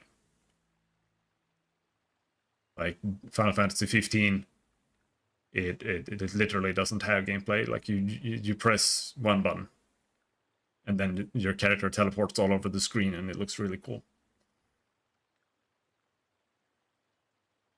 And then Final Fantasy 16, I haven't played it yet. I will play it when it comes out on PC, if my computer can run it, but yeah. The boomer shooters and FPS are basically just Doom, but with full mouse aim. I don't think you can really make FPS games particularly interesting. Like I don't like FPS games, but I can respect them in the sense of them being spectacles. Like it's more about just them being cool, blowing things up and, you know, things turning into gore and just having a cool time, right? I don't think that's necessarily at all relevant to good gameplay at all, but it is what it is. That can be enjoyable. I don't really mind that much. Just don't think that they're good games. Again, I think Destiny 2 is the only good FPS game I've ever played. Spent 40k hours in Counter-Strike. I think that's different. Because Counter-Strike is an actual competitive game. And when you introduce the competitive factor, the game changes completely. Because there's some strategy involved. And especially in Counter-Strike, there's aiming involved, right? I think that this, like, having to learn spray patterns and shit in Counter-Strike is trash. It's why I don't want to play it at all. But whatever.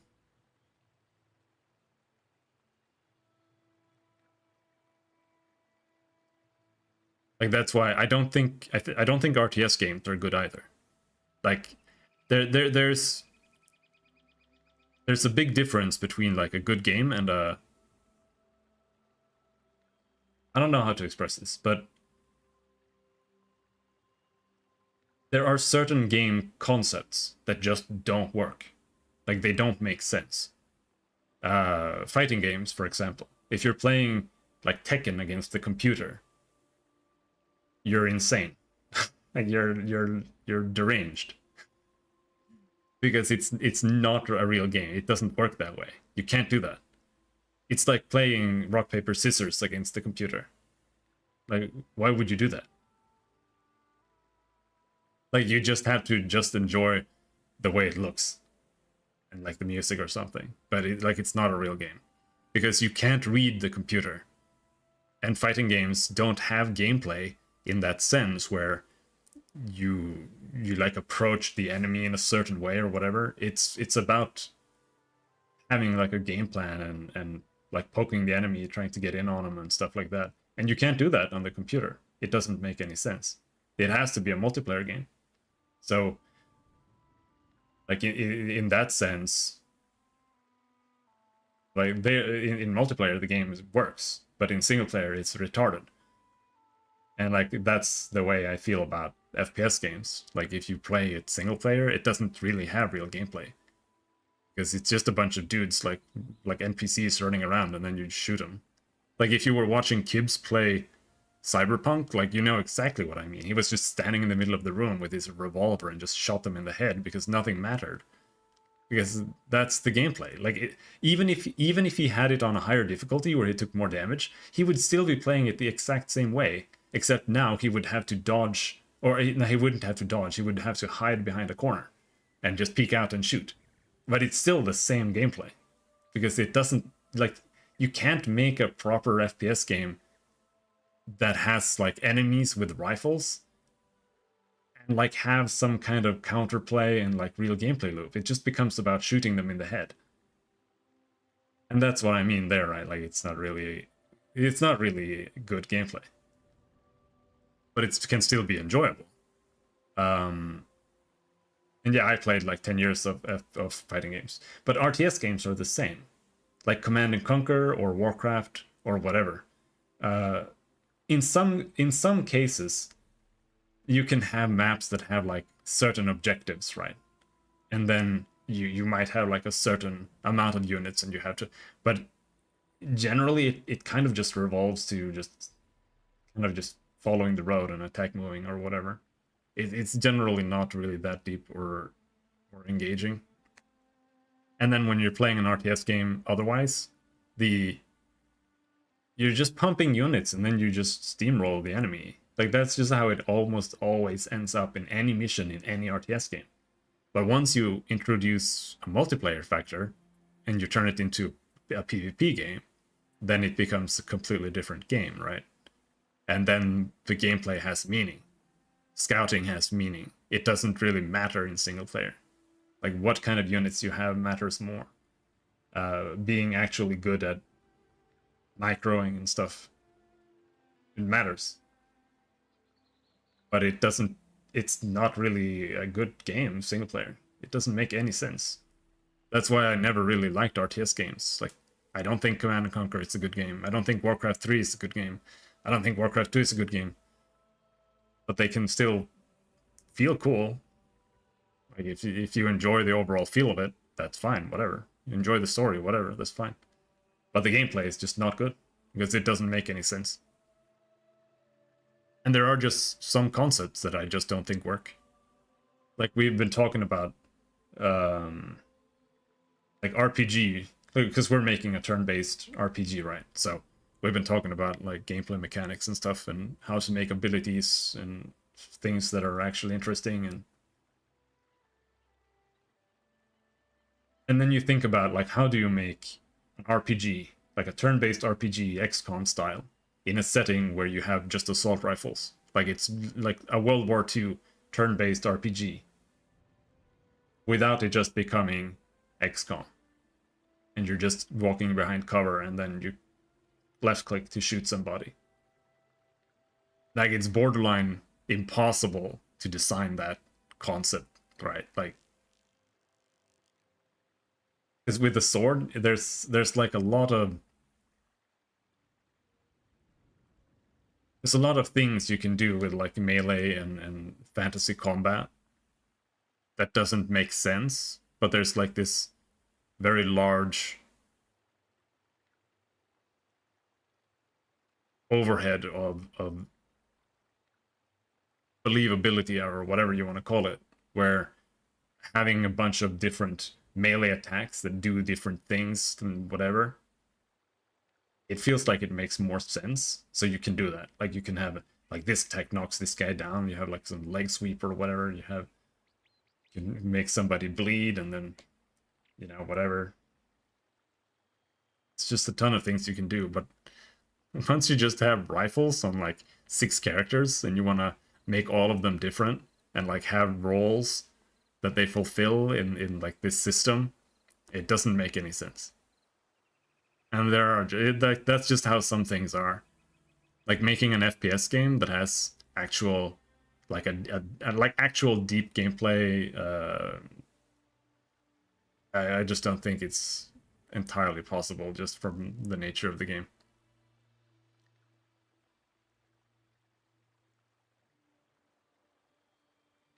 Like even in Destiny 2, it struggles, and there you have like a personal shield, you have recharging grenades, you have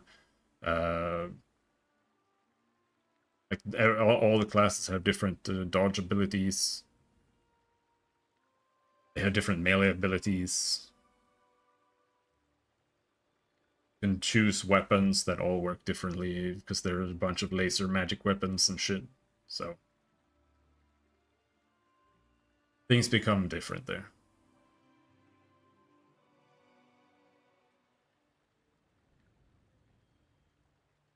I don't know what we're talking about, but that's how it is. Basically. It's a long and depressing story, one I'm not keen to recount. For now, just know that whoever murdered Halimorian took great pains to make it look like the work of the Ghost of the Green, a killer that Soraville and I apprehended decades ago. It's not just because of magic, but absolutely because of magic as well. It's just that there's like a larger array of ways that you could make even just non-magical melee combat feel like it has a bunch of different functionalities without it feeling weird. Because in reality, melee combat is a lot more complicated than modern warfare when it comes to just shooting guns. Because shooting a gun is about you shoot the guy and then he dies. Like you can do covering fire, sure. But otherwise, like, are you gonna, like, how are you gonna balance, like, single shot versus semi-auto versus full auto, whatever? You can basically just do hit chances. And what do you do if you don't want to have hit chances in your game? Because hit chances aren't fun.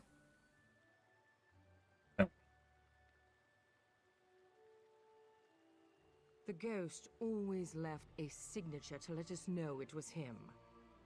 He killed each victim with a single wood elf arrow to the heart, then laid a fern over the body. The fern is here, but the shot was sloppy, and the arrow is of high elven make. It's odd. I need to examine the body in more detail. Can you do a sweep of the vineyard? If you find anything, blow this whistle. It also might be worth questioning people in town. They'll be more forthcoming with an outsider. I hate quests. I don't want to do quests. I hate MMOs that are about questing so much.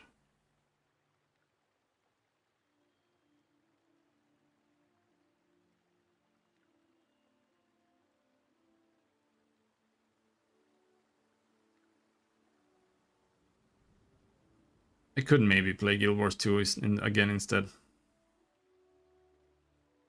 At least there you don't have to do questing 24/7. You can just run around and just explore and kill shit.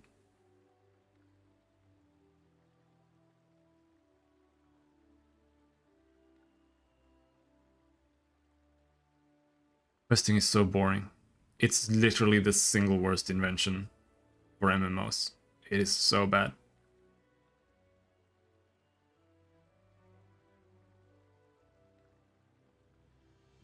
Because now,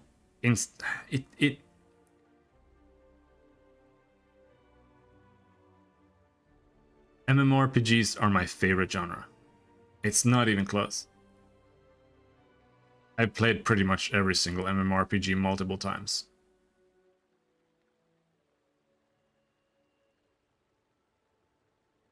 I talked about this before, but back in the day, we didn't have quests. And when we didn't have quests, we really, really, really wanted quests. But now that I have them, I can't wait to go back not having quests at all, because they're so bad. Because what we did was we replaced playing the game with not playing the game. So now instead of going to like a random field and just killing fucking 5,000 dogs, now I have to go to some fucking NPC who's gonna say some shit that doesn't matter because there are too many quests, so none of the quests can have interesting writing. Because it's all diluted so much. And even if any of them have interesting writing, because they are so diluted, you can't be arsed to pay attention to it. And then the quests are like, you just run around. Like, we replaced just going somewhere and just playing the game with just running around and doing nothing. And it's just so much worse in every way. Because the issue was never grinding. It was just that the gameplay was bad. Like, we were playing Ragnarok Online and Lineage 2. And the gameplay was literally just holding control and clicking an enemy, and then the character just auto-attacks until it's dead. Yeah, old school RuneScape is like... While it does just have grinding, it's just... I literally don't understand how people are still playing it. I played it last year, I think. It might have been 2 years ago. I played it for a while. I got to... I don't know what level I got to. But I was... There's nothing to do. That's the thing. You just go and you just progress your character. That's what you do. So first you go and you kill some fucking rabbits, and then you go and kill the cows for like literally 30 hours. And then when you've killed enough cows, you can go and sell some stuff, and then you can maybe buy a better sword. And then you go and kill some dogs. But old school RuneScape has that exact same problem for me, where it doesn't have gameplay. Like, you're just clicking on an enemy and then the game plays itself. And all I want is to just have fun gameplay. And just like some character customization, so I can have a character that feels so unique. And World of Warcraft is still the only game that does that. And I don't want to play it. Because Blizzard is a piece of shit company, the game costs $70.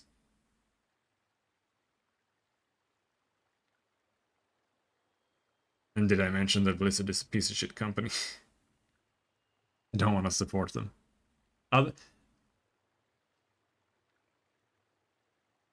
Otherwise, I wouldn't mind just going back to World of Warcraft, I'll be honest.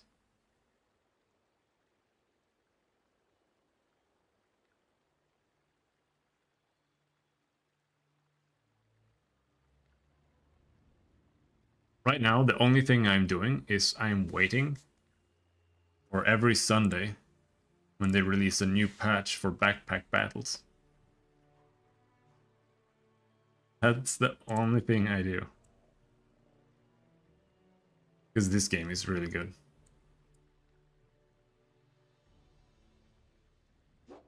Whenever I start playing this game, I can't stop playing it. It's so nice. It's just not developed enough yet. It doesn't have anything in it.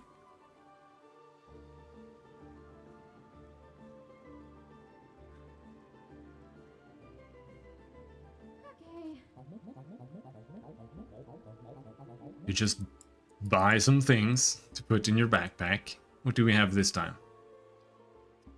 You got some healing herbs, a garlic, broom. The poison mushroom is like the worst item in the beginning. Let's buy the garlic, broom, and we pull. And we can't fit anything else. Let's see if we can win.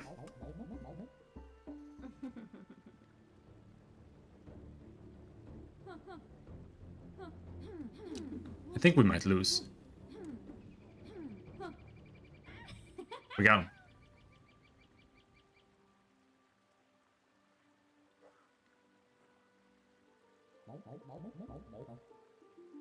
Yeah, I don't know. Blizzard is just falling apart at the seams. I just don't want to play anything that they make.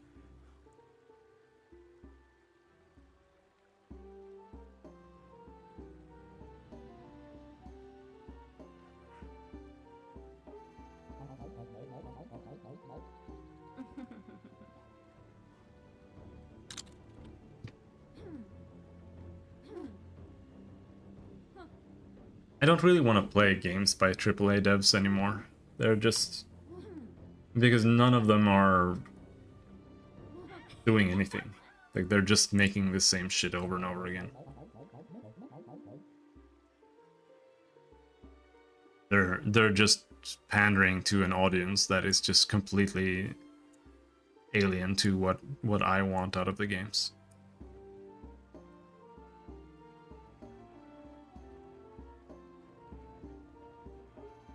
Banana heals you for 4 every 5 seconds and regens some stamina. We have low stamina usage, so we are still not really using stamina, so we don't really need it, but it's still nice to have because it's a heal too.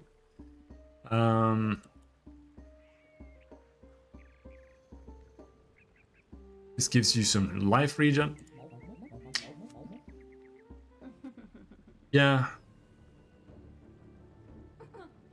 I mean, that's the thing, right? Like, these big companies, they just do scummy things all the time, and their monetization plans are just scummy shit.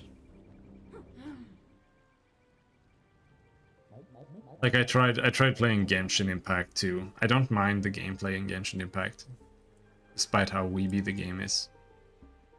But I just can't play microtransaction games anymore. It's just not fun. It's just horrible. Corrupted Crystal is good.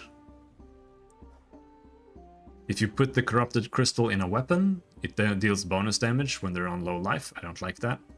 If you put it in armor, you gain armor when you inflict a certain amount of debuffs. And if you have it in your backpack, you inflict fatigue damage. And you take fatigue damage when the time is running out on the battle. And what this does is that, because you deal fatigue damage, every time you take fatigue damage, you take 1 more fatigue damage. So you take 1, 2, 3, 4, 5, 6. So when you both start taking fatigue damage at the end, when time is running out, they take more than you.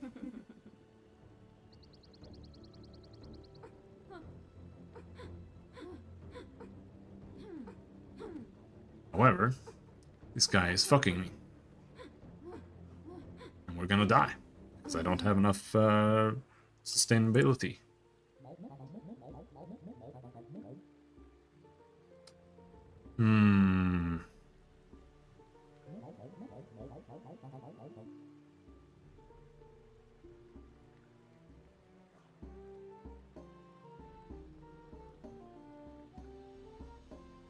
Another broom?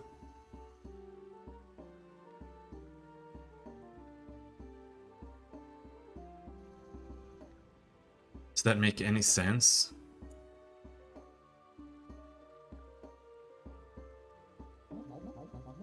Not necessarily.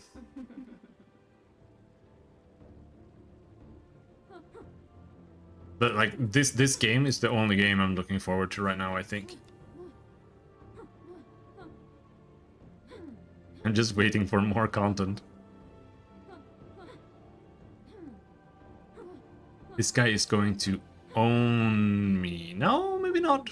Oh. He's taking more fatigue damage.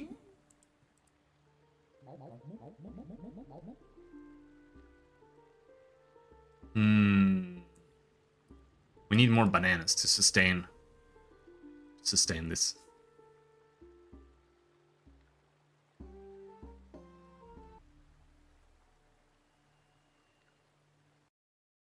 Elder Scrolls Online was still going on in the background.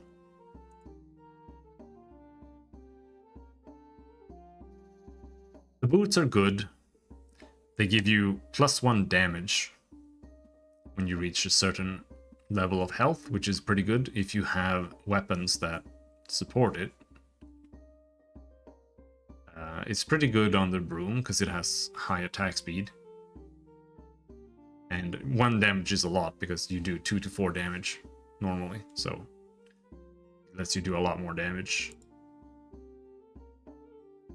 This is what we need, the Hungry Blade.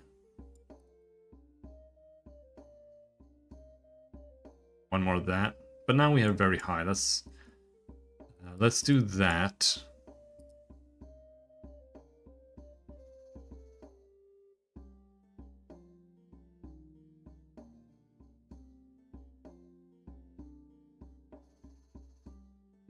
So.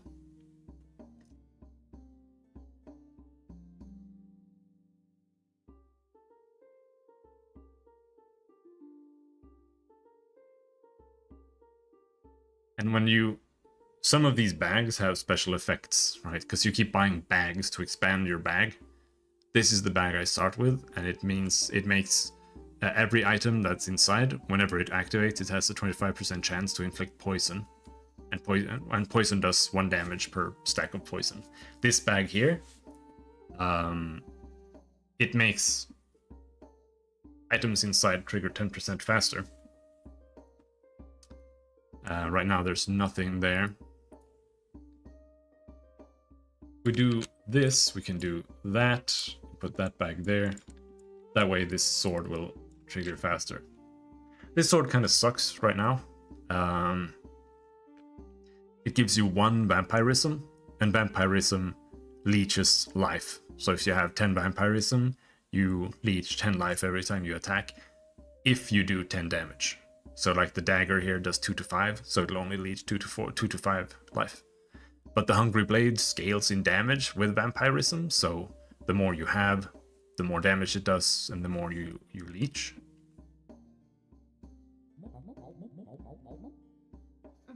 So, and what it does is that every time it attacks, it converts 1 region to vampirism. So the strat with this sword is that you need to get sources of regeneration. There's pretty much only one way to get that, and that's via gems, but we are going to try to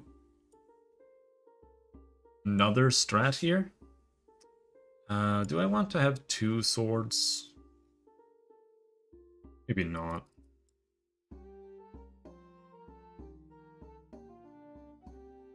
We can get another one of these. This bag gives you +1 maximum stamina.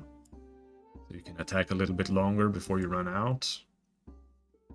Health potion. Reserve the potion belt. Not exactly the most exciting game, right? But it's nice because you can... Like when I first saw this game, I thought it looked retarded. Like, I'll be honest, but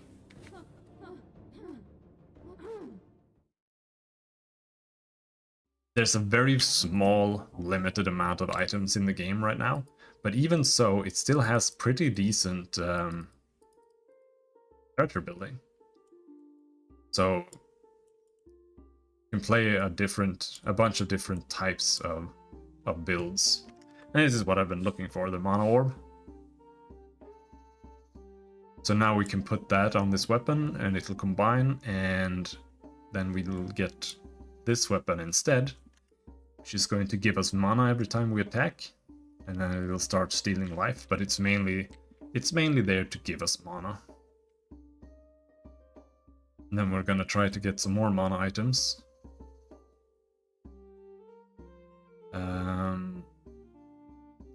You can get a heroic potion for our mana, for our stamina needs.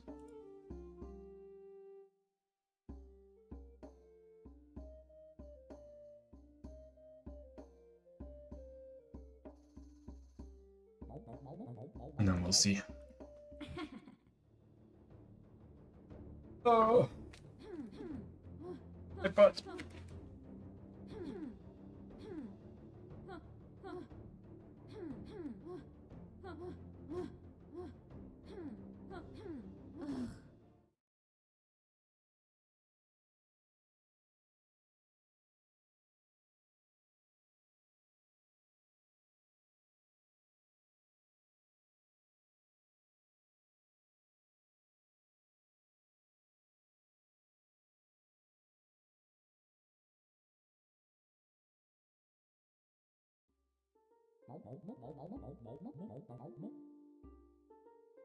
Super auto pets.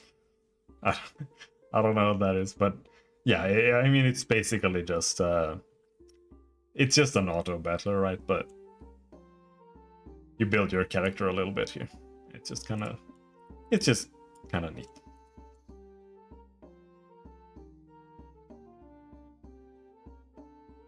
All right, fine. I'll buy this.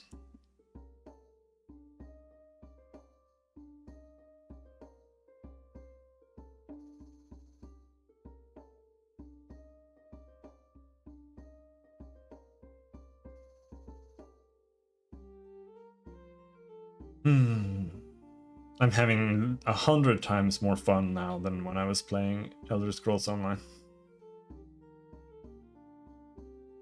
Don't really want mushrooms. You do want that. You can buy this just because it's on sale.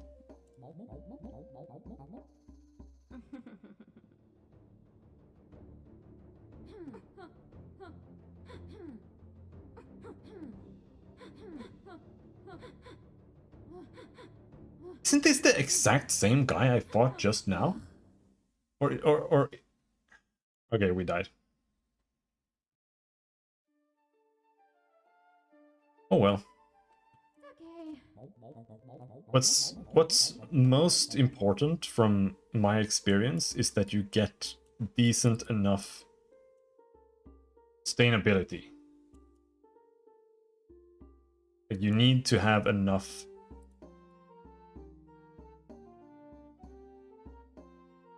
armor gain or life gain, because otherwise you just die. And especially as this character, because the way she wins typically is that in the long run the enemy gets a bunch of poison stacks, right?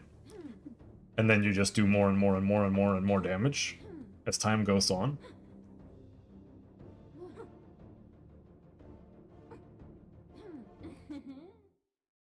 And I'm interested in seeing what happens when they start adding more things, because there's 2 more classes coming. Or 1.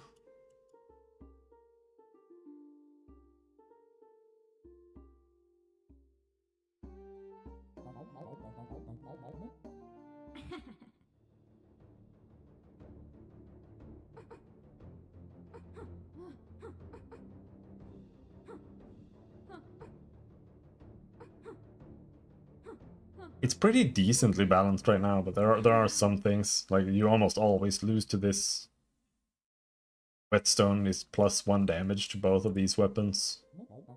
He has 2 of them. Right now, I'm just not doing any damage. Like, obviously not doing any damage is bad.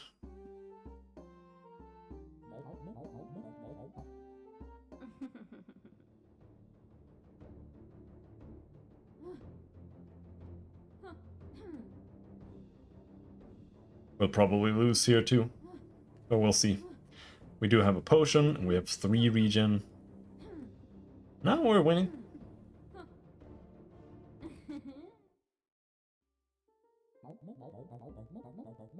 There's an armor you can get that's really good.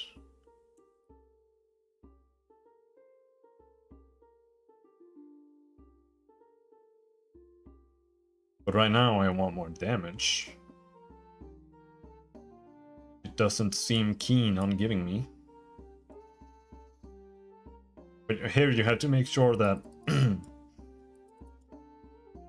that you put the weapons or all your items that can do something.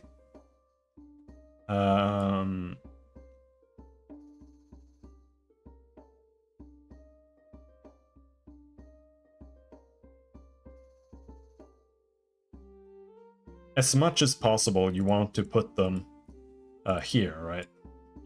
So that they all touch the inner bag, because that way they can all apply poison. I wonder if I think the potion is better than that.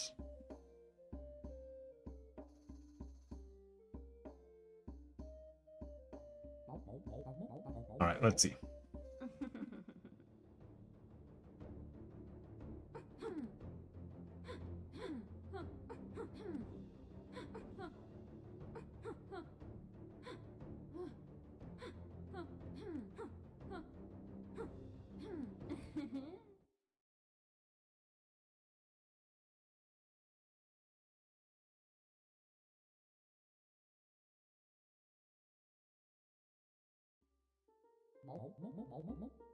Oh, we got the mana orb. However, we got the mana orb before we can really make use of it. But you can do something like this with the mana orb.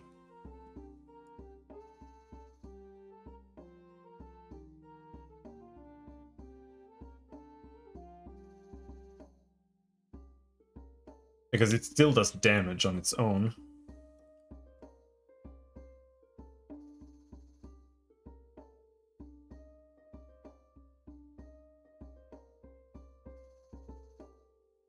But if you combine it with the broom, then the broom starts using mana to deal more damage and permanently increase its damage. So that's like the main part of the build. Because what you want is you want your damage to ramp with time, so that you do more and more and more and more damage in every battle. And that's what this does. And that's why I need the Mana Thirst first, so that we can gain the mana, so that this can spend the mana. And then you can also get these daggers that use mana to just do more damage. But this is only really good if you have like a bunch of blueberries, or if you get more mana orbs. So you can get excess mana.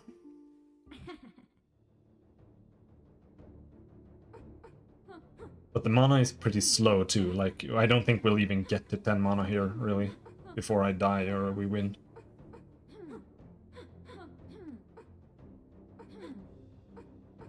Maybe? Oh, see, now it's gonna start doing a little bit of damage, but not much. It probably did like 6 damage total, the whole encounter. The armor, like I said, is really good in the beginning, and it's also really good in the long run. Let's see if we can get that to work. We want that. We need another bag. We need that. We could get the Hungry Blade here now, but I'd have to sell something. I don't want to do that. Let's just go and hope we win.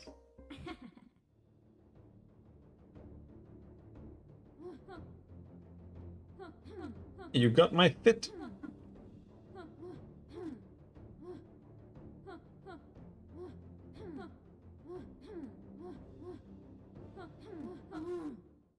Alright, Hammer Boy owned me.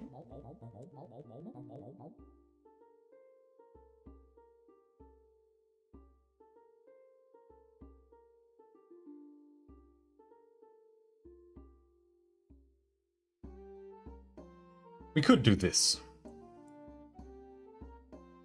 Temporarily get rid of the broom.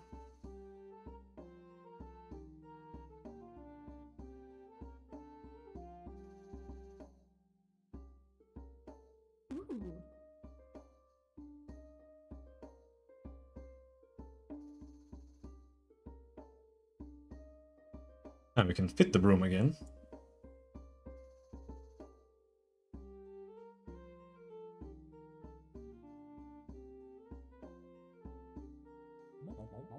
Alright.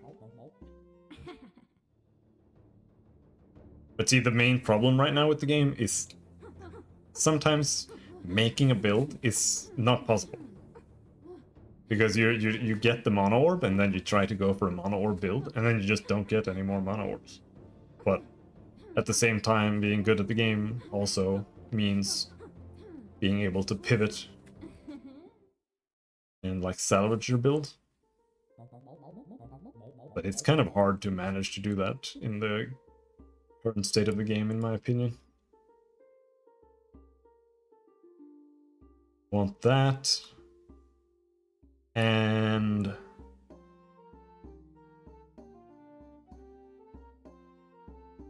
we can fit the armor, and we can fit this thing. This, I like this build because this guy does fatigue damage, just like the crystal does. But what it also does is that it makes it so that once you enter the fatigue phase,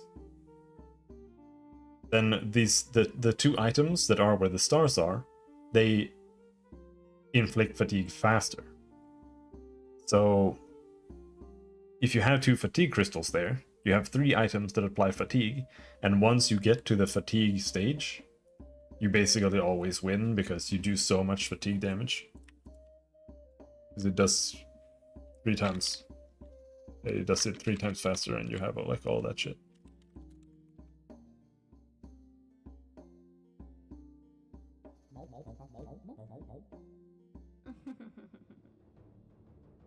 This is what I'm looking for, just a game I can just play. And I don't really know what to play.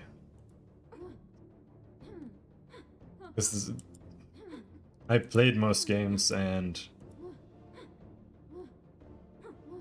the ones that I haven't are just not good. And I know that without playing them. Like, I've been thinking about playing the Might and Magic games. And I don't mean Heroes, I mean Might and Magic. RPGs. Now this is OP. Getting this armor here.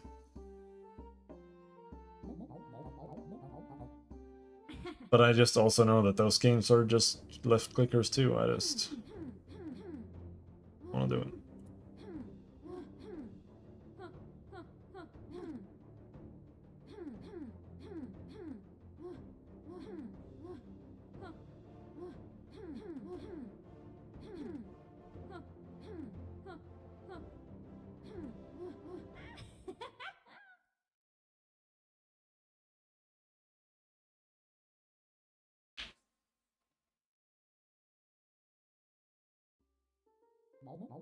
What is this? Most every AAA gaming studio outsources their writing to a single studio up in Canada. Is this studio called?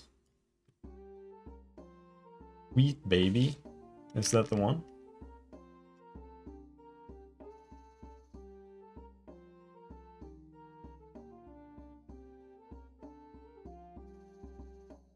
Sweet Baby Inc.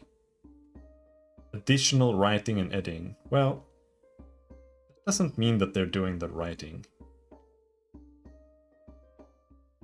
Might just be editing and like, you know, side shit. But it could be. Yeah.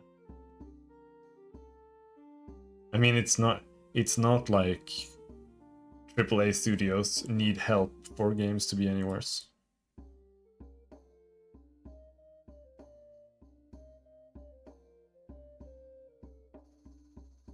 They're probably just doing, and I fucking hate being on Twitter again, it's so ass. But they're probably just doing like sensitivity checks and shit. Just sensitivity checks. But I fucking hate the modern world so much.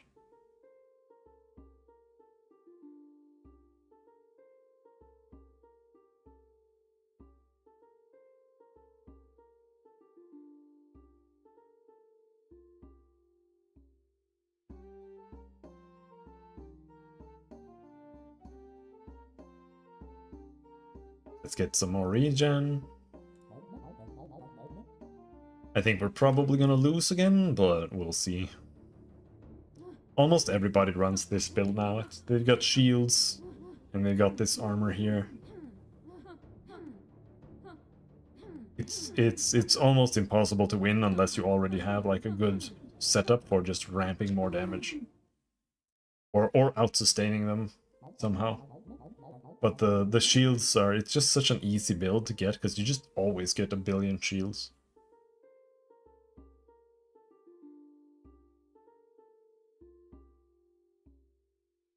Maybe we should also get a shield.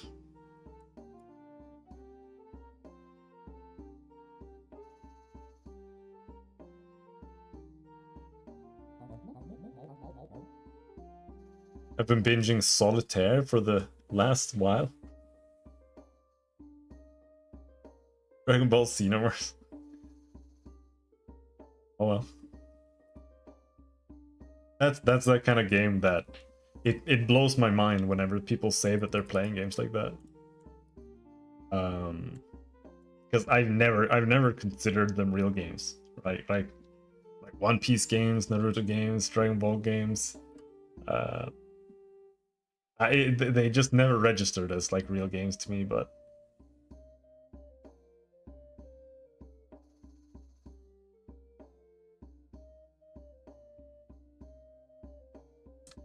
I don't know.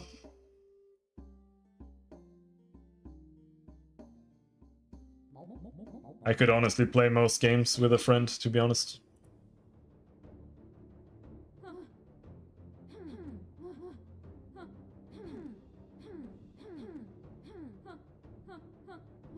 But nobody wants to play anything I want to play.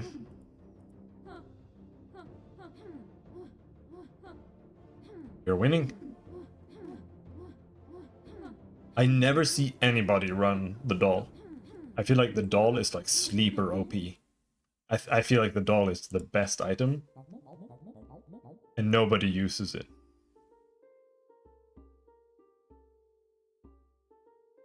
I don't want the blood amulet. I can still get the blood amulet, but I don't want to combine it with anything. Unless I get the gloves.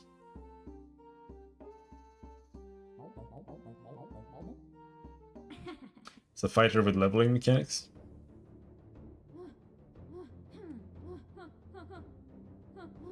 Would work.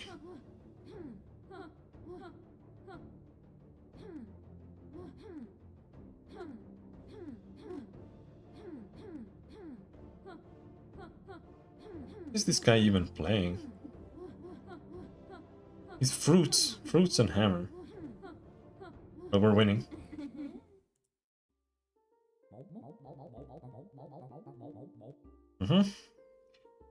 You need the Book of Light.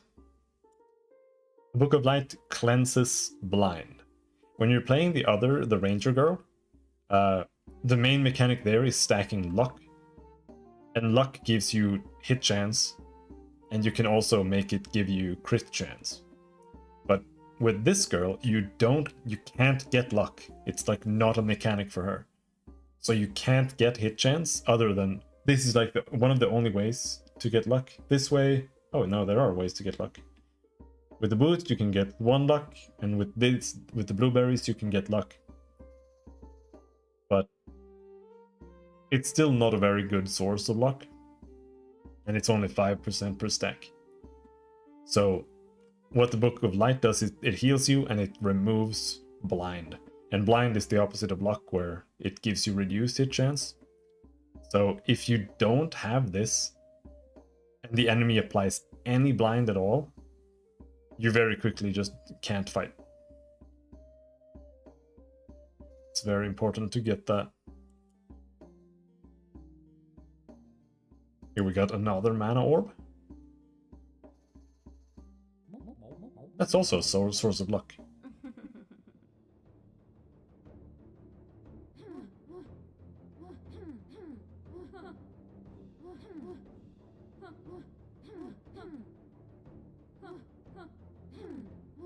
And the Book of Light is also really good in a mana build because it makes you invulnerable for 2 seconds, which doesn't sound like much, but being 2 seconds ahead in the damage race is huge. It's massive. You can even make a Book of Light build and just have like 10 Book of Lights and win that way. Just because it's so good. Alright. Now we're gonna make the staff. So the magic staff is how you win.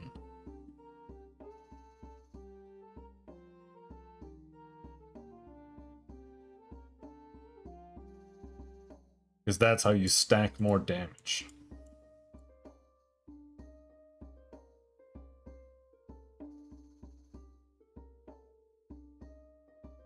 We need that. Alright, let's go.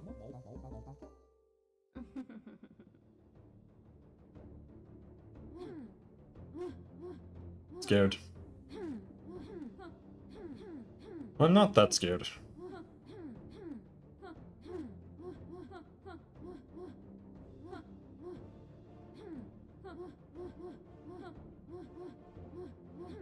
Yeah, I'm a bit scared now. He is owning me. Come on, fatigue. Nah. It is fairy cancer. Because what happens is that he's invulnerable all the way until fatigue starts setting in, and then you just die from fatigue. So you basically have to out-sustain him until he runs out of Book of Lights, because the invulnerability can only trigger once per book. But see, now...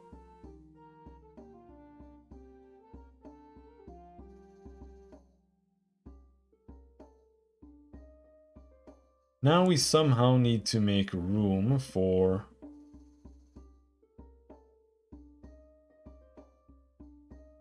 this corruption crystal.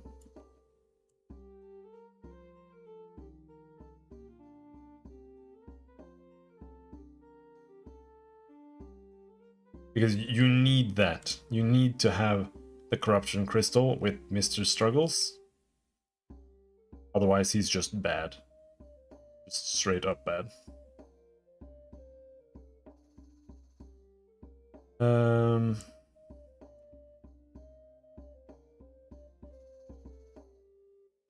More health potions.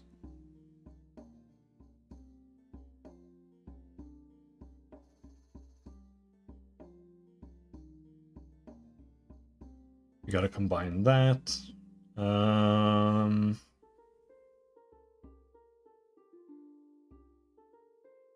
Get rid of that one healing there.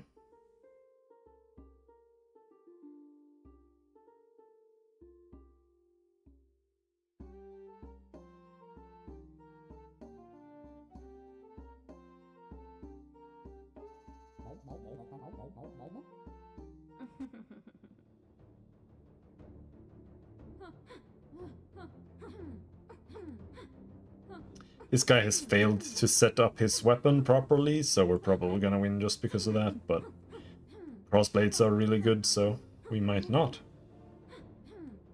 He has a lot of armor sustain. We died. One more life.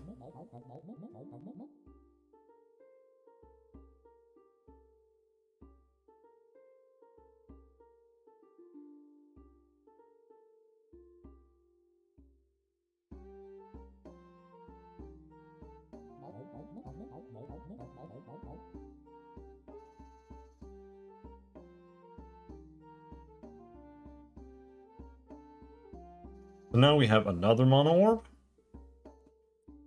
And we can put that on the dagger.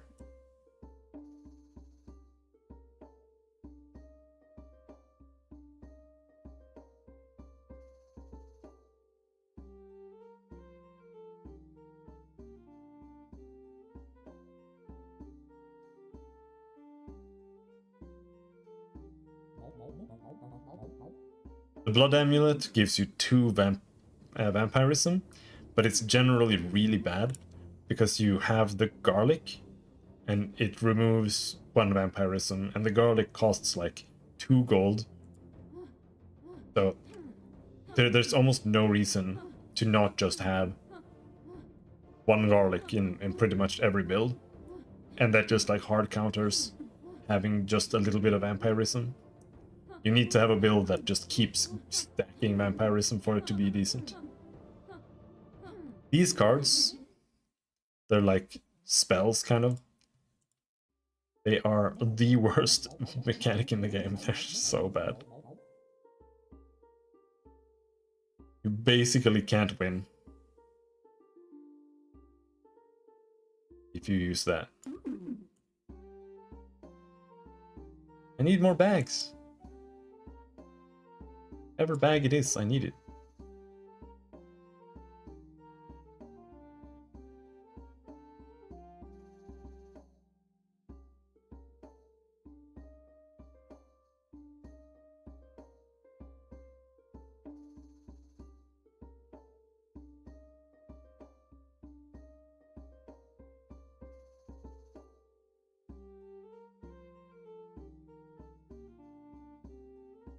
Alright, let's go.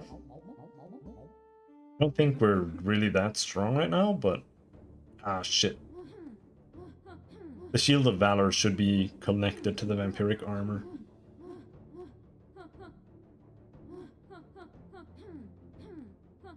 He is running out of stamina, that is really good for us.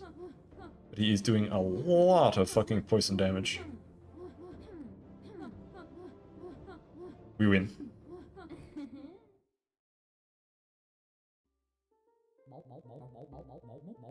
Fatigue for the win. Now we can put the shield back there. The dagger there.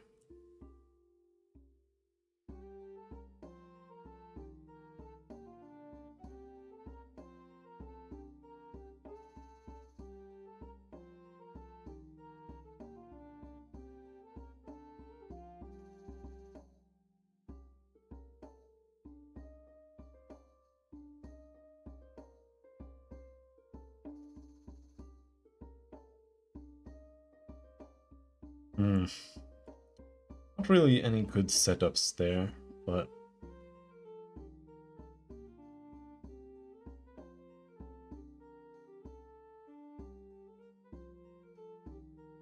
Let's just do that to get more mana.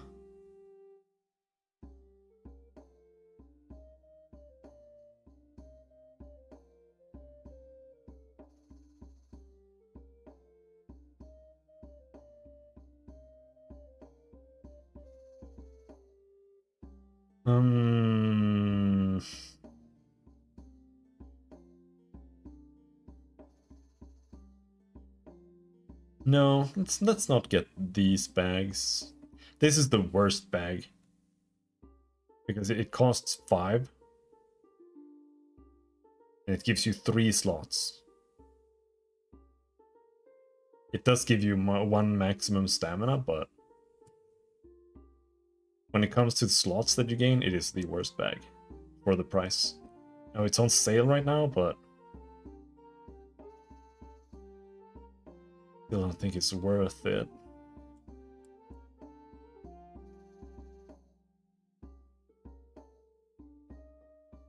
More blueberries?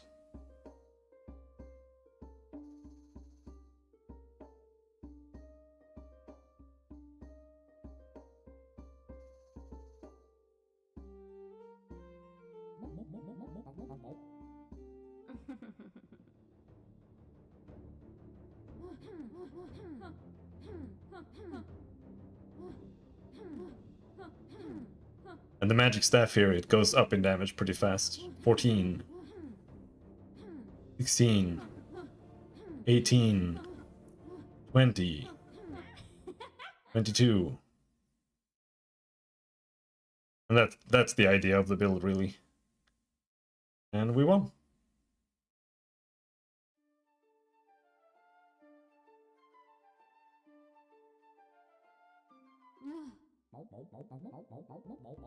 There are quite a lot of ways you can approach the start of the game.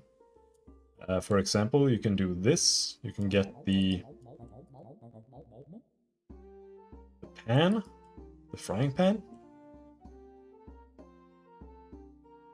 The frying pan does more damage for every food that's connected to it, so you can almost always get enough damage to win with the frying pan on the first round.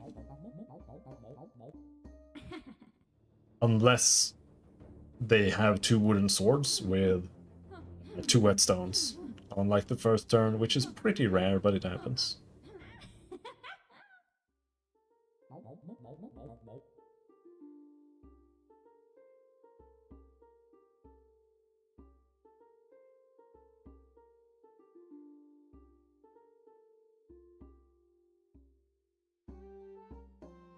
The regen is not very good, but we need it long term. Right now I was gonna try doing a vampiric build. But the problem with a vampiric build is that you need to find the vampiric items, and then you need to get gems. And the only way to get gems is to randomly find a gem box here. But even if you do, if you take the gem box and you use it,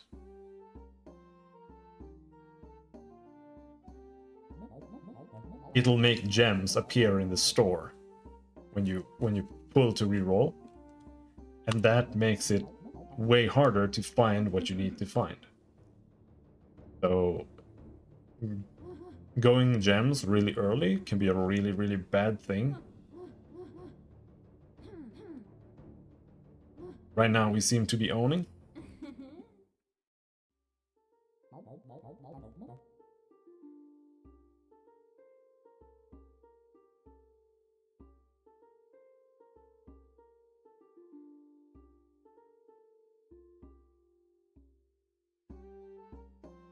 Gem box on sale.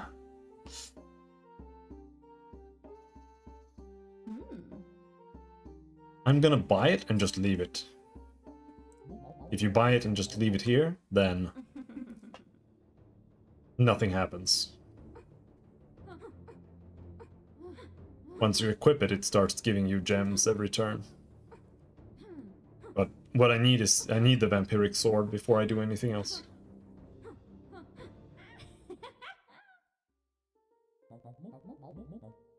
In fact, I would prefer 2 vampiric swords, but as long as we get 1, we can start equipping. There's the vampiric sword.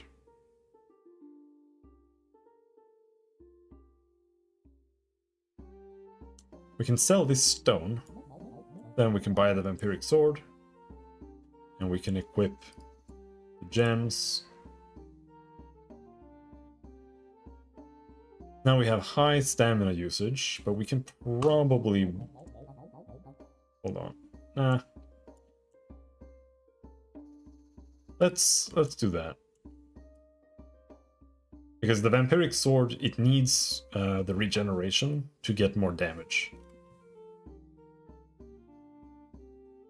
Otherwise it's pretty bad.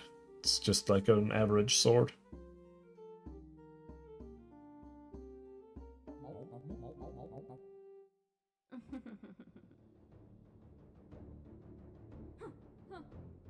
We might lose this hardcore. Well, Hungry Blade carrying. Yep, we're winning. He didn't even have a bad setup.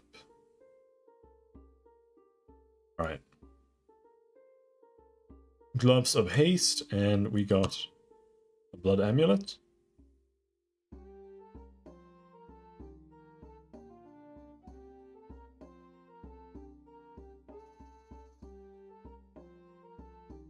Let's go with that, and then we make the vampiric gloves.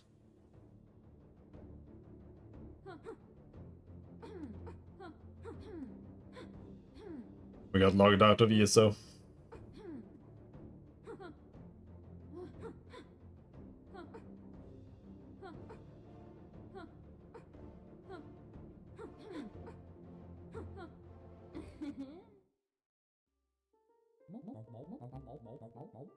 There.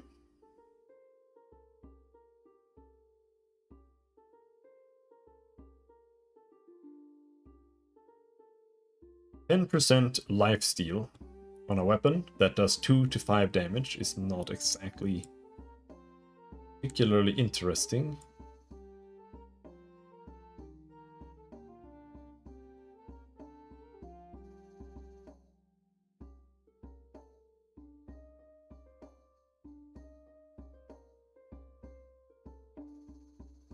On sale mana orb.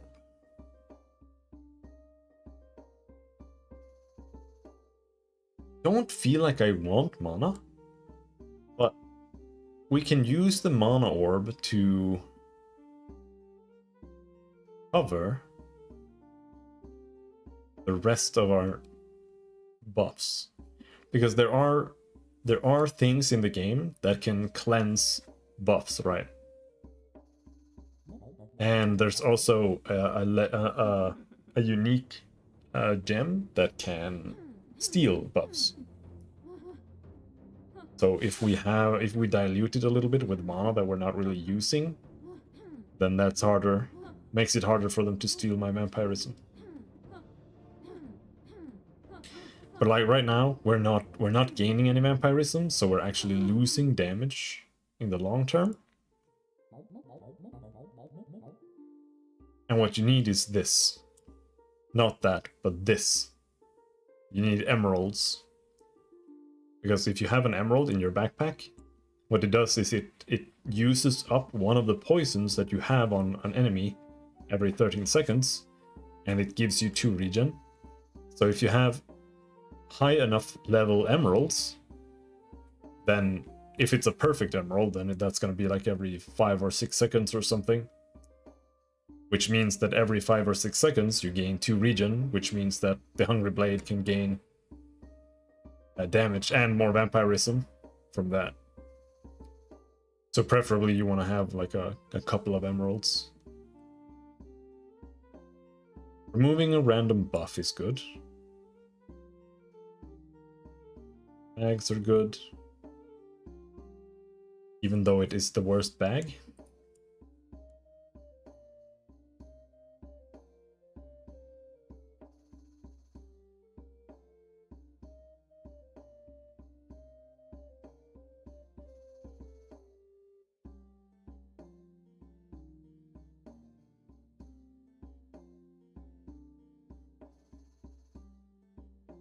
Something like that.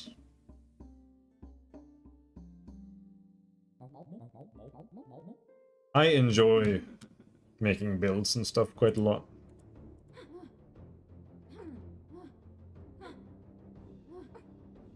There are very few games that actually do it in good ways. Like, I really want to enjoy Path of Exile, but the passive skill tree in Path of Exile is actually like the opposite of what I want. It's like this massive tree where you can pick and go like wherever you want and make your character any way you want. But in reality, it's like if you don't do the exact perfect thing, you do literally like 100,000th as much damage as someone who is playing a good build. And it doesn't allow like any hybrid builds or anything like that. Like you just have to do. So it's not really a fun way to customize characters or make builds or whatever. I was unironically looking at modern World of Warcraft for that, and I was literally looking at the price of it.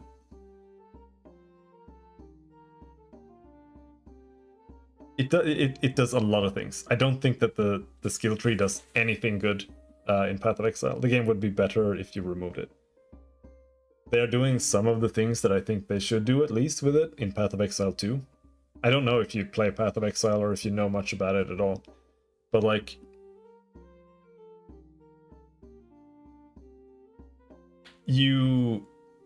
for example, you don't really get that much life from your character just by leveling. You get that from items, and you also need to get life from the passive tree. But for the average player, you don't know. You don't know how much life you need to get. You don't know when you need to get it.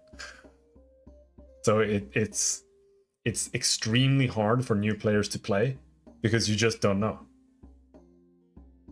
You have to like just get through the whole game and like die a million times before you have any idea how much life you need. And even then you won't know because the game will just instantly kill you. Like no matter how good you are at the game, you're still just gonna instantly die randomly. And then you're gonna feel like, oh, don't I have enough health? Like, yeah, no, you do. It's just that the game is fucked up.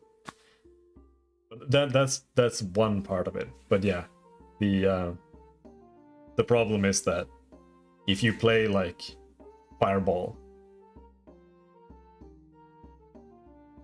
you have to only get fire damage on the tree. So you can't play like a spell sword kind of build in a good way. You have to like hack it for it to work at all. Yeah, Path of Exile 2 isn't even out yet, but yeah. And it's overwhelming too, right? because it's too much.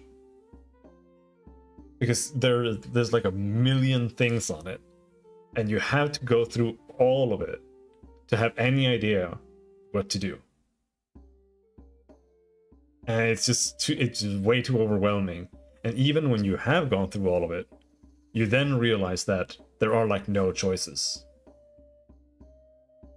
Because if you want to play an axe build, there's one place on the tree for axe damage. So you go over there. That's your choice. You don't have a choice. Like, you just go there. So it's not actually deep. It's just like vast and confusing. They could just get rid of it. It wouldn't change the game at all.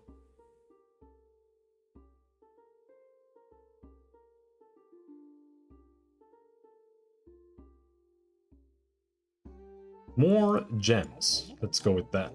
We need a book.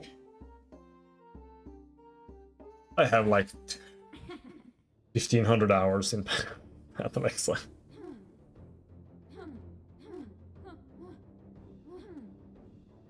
Because I am stubborn. And also because they have a season system, so like they release new content and change things and whatnot, so every now and then it's worth coming back and trying it, but I've done that enough now. I don't want to ever play it again until the second one comes out. Yeah, it is very much illusion of choice. I mean, there is some actual real depth there, but it's like...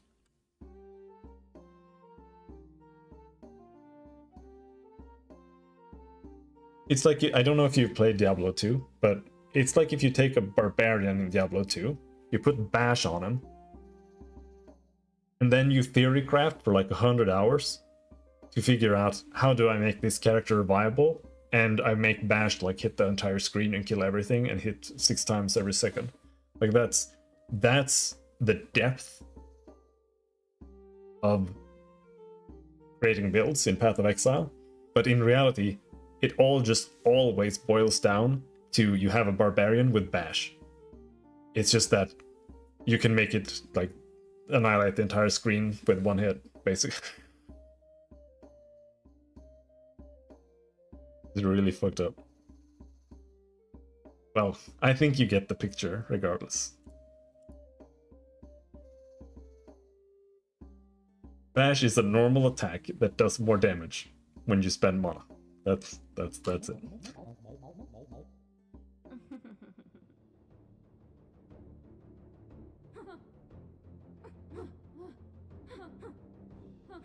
This guy is going to kill the shit out of me, apparently. Oh, well, oh, no, turning it around. You're leeching. You're leeching big time. He's dying, he's losing. There we go.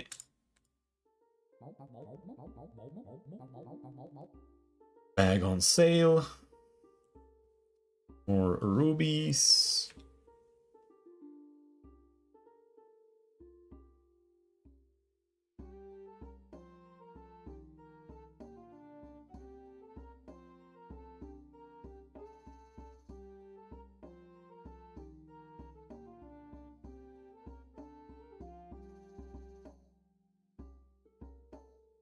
The Grim Dawn and Torchlight.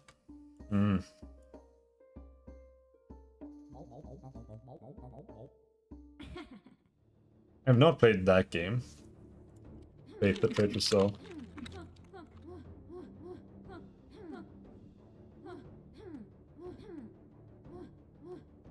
You played all of them except for like the main one.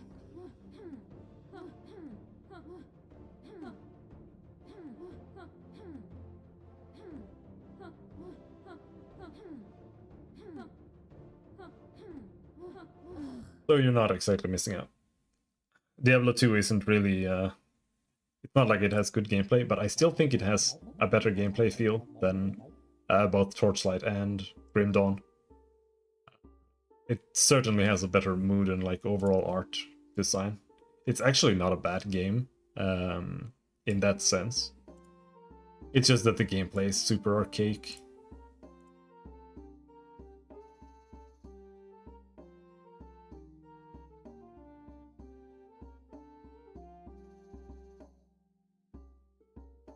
There we go. Can finally get that.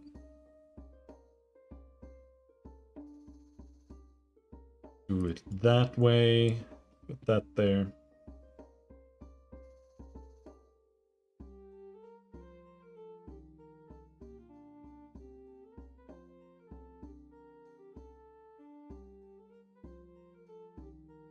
Put that there.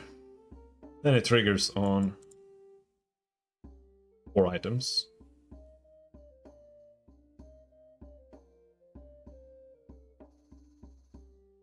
Get the potion belt.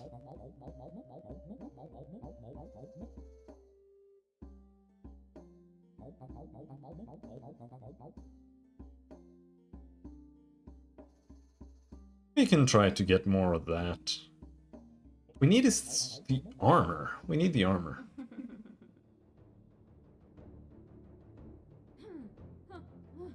Because the armor gives you... It periodically converts life to twice the amount of armor. So it's really good with a regen or a lifesteal build, because you can regain that.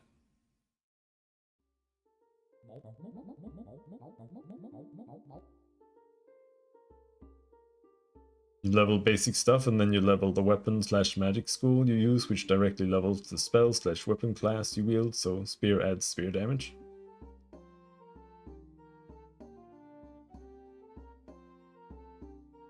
Oh, armor.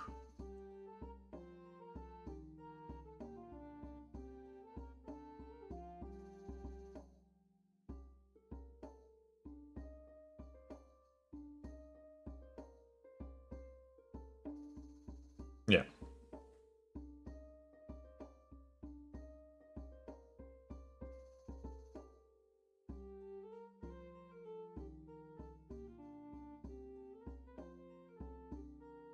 That's the wrong armor.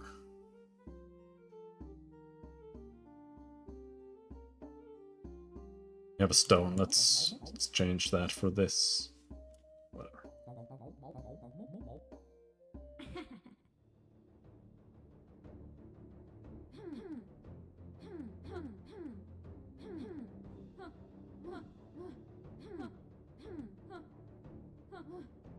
I'm going to die because this guy is applying insane amounts of poison here. Yep.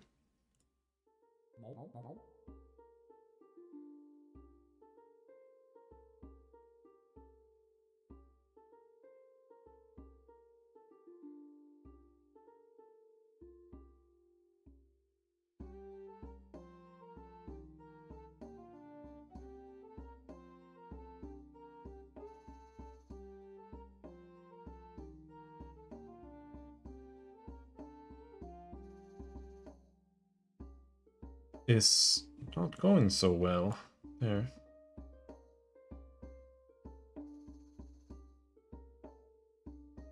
Any enchantments you want to place on weapons are random, so you can get screwy stats or deficits to the item.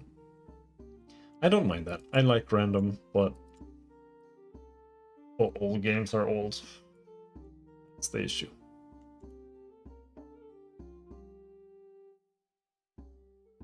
I actually really like RNG in MMOs.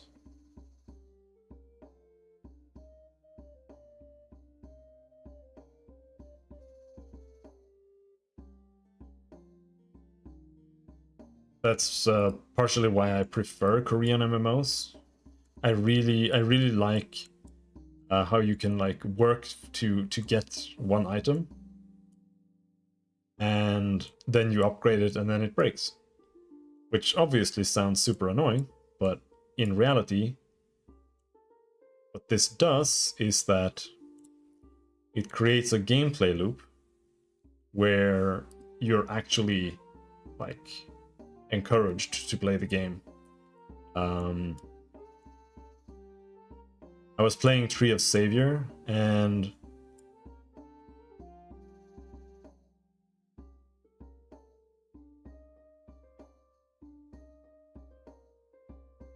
there you like the items break when you upgrade, right? But what you would also do was you would farm items, like other items with stats that you would like extract, and then once you got a good weapon and got it to like a certain level, you would then try to put the stats into it, which would also be random. So it would be like you tried to get a better weapon than the one you have now, and then you try to find an item with better stats than the one you have now, and then you try to like combine these two into a new item, and then you could finally use it. And because they had this, it meant that there was like a purpose in farming monsters, looting items, identifying items. Even if you weren't trying to upgrade right now, you could still find items and sell them to other players because it had good stats and rolls and stuff. And the issue wasn't really that items broke. That's like an issue for people that when they see it, it's like, oh, this sounds disgusting, oh, this is bad. But in reality, it's a good mechanic because it actually facilitates real gameplay. Oh, I bricked my build, by the way. I accidentally switched over to I accidentally combined my vampire sword into the mana sword. No wonder it doesn't work. But the issue was that there was just too much RNG, right? So it's the same in Black Desert, where it's not like you have a 20% chance to upgrade your weapon. No, you have a 0.2% chance to upgrade your weapon, and if it fails, it breaks. Right? Which is pretty absurd. And then the weapons are like harder to get at the same time. So it's like two things that are bad on top of each other, while in reality the weapons should be easier to get. Yeah, no, they did do that. I was actually watching. There's another MMO coming out in Korea in a month called Throne and Liberty by NCSoft, and they have all of these Korean systems. It's basically just a copy of Black Desert, kind of, but it's just newer and looks less shit. But they still have the same like microtransactions, they have the same upgrade system, etc. But what they said was that items will never break in our system. And what that means is that you're gonna be done very soon. Because all it's gonna take is that you just log in, you just grind your shit, and then you just smash it into the weapon. Like you don't have to care. And then everyone's just gonna be done really fast. There's not gonna be any point in putting weapons on the market because everyone's just gonna be done.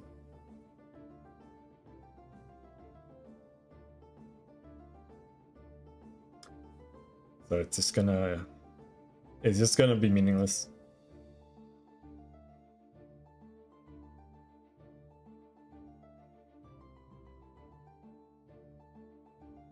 And it's like in Tree of Savior, what they did was they made the bosses drop the items you need to upgrade your gear. So you would just log in and do the boss. But you could only do the boss a certain amount every week. So everybody just did it every week. And if you missed it once, you were a week behind permanently. You can't catch up because it's limited by per week entries. So you have to play, you cannot miss playing the game. And if they do it that way, then it's just like that, and it's just gonna suck. But if they don't do that, and they just make it like you upgrade with money, and you just grind money, then everyone's gonna be done in like no time. Because people are just gonna grind and sell for shit, and then just upgrade their gear. And then they're done, pretty much. Unless it's like a 0.01% chance, and then it's just not going to be fun either.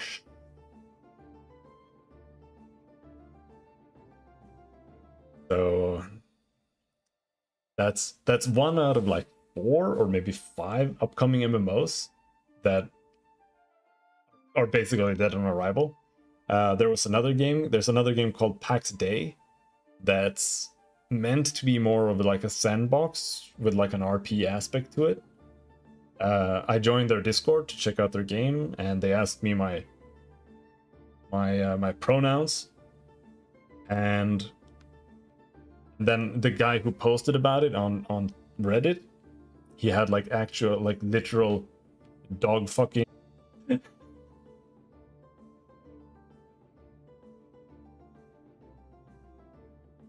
so there are like 3 games left, and most of them don't really look good. Ashes of Creation has been in development for like forever, and it doesn't look good. There's another game called The Quinfall Classic, and the game looks like okay, but I look at the classes that they're putting out, and I'm just like, I'm just not feeling it.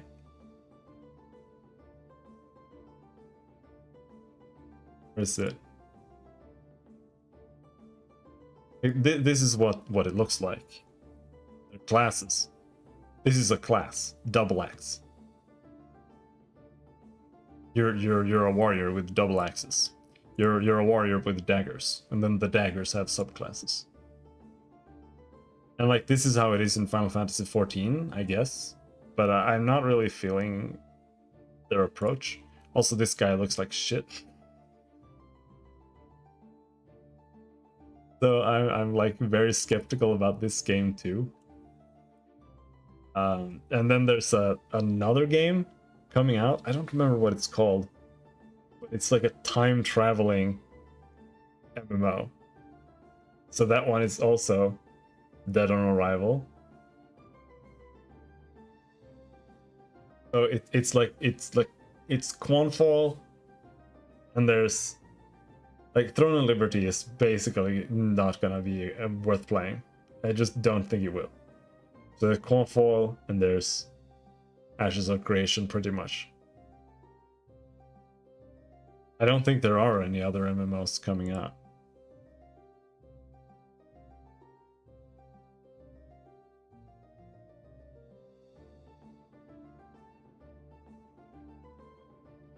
It's not an MMO. And there is Classic Plus for sure. Very excited for tomorrow when we see World of Warcraft Classic Plus.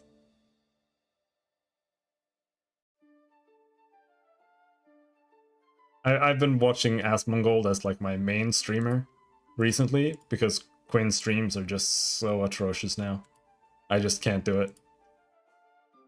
And every time they talk about why Classic is good, makes me want to die inside. Because it's like, it's good because it has one button, and because people who are brain dead can play it. I did see that Chris Metzen... No, yeah, they were bringing back Chris Metzen, but I also saw that Ghostcrawler announced something now. And I don't give a shit about Ghostcrawler at all. So I don't know.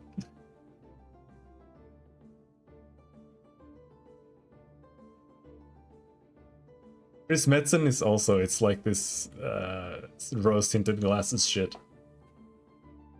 Yeah, exactly. Like, I didn't even think that the story was good in Warcraft 3.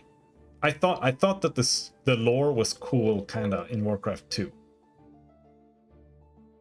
To be honest. But like even in 3, it was already too much like World of Warcraft for me, personally.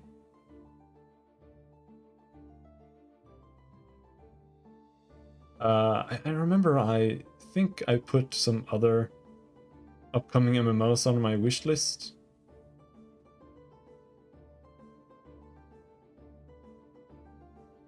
It is, but you know, that's because it's literally just it's literally just knockoff Warhammer. Like I keep having this thought in my head that they just stole Warhammer, but in reality, I think it's that they were making a Warhammer game, but then it got cancelled basically, and then they just took their assets and just turned it into Warcraft. And Warhammer, in my opinion, has like the worst lore out of pretty much any IP, because it's just I don't think it's cool. I think it's just cheesy and annoying. But that's kind of the vibe where Warcraft is based, right? But I still think Warcraft 2 was in a much better place, but that's also because art-wise it was anchored in a more I don't really like saying it, but like more like Tolkien-esque direction, whereas Warcraft 3 was more like Disney.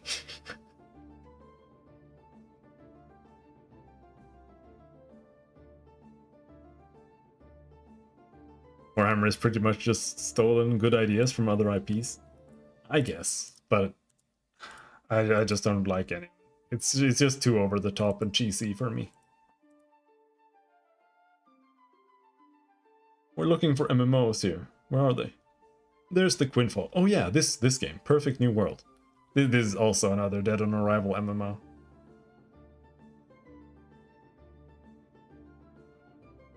Why look at MMOs? Because it's the only thing I want to play. There's no other genre that I'm interested in. What the fuck else would I be looking at? But this is another Korean game. Like, it's published by... It's not a Perfect World game, but it is published by Perfect World Games. I just like 40K's aesthetics. That's fine. They won with a player-based GG. Oh, do you have one? Hello, Soul Tamers. You have one?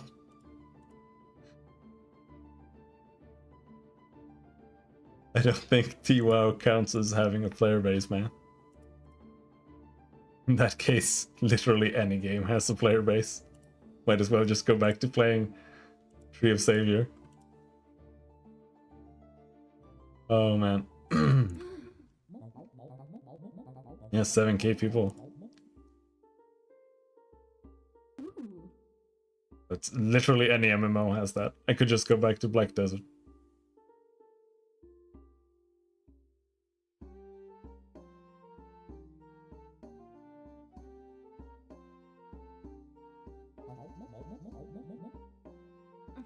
It's one server? Yeah. I could just play...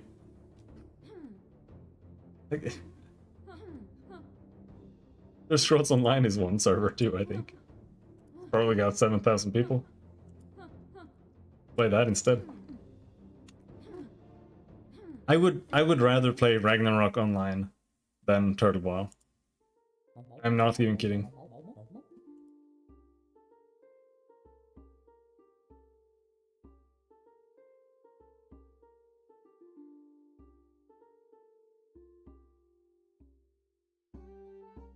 Oh, come on, there. Yeah, even if I got more XP, that wouldn't change why I stopped playing Turtle WoW. It is not the XP rate that is the issue.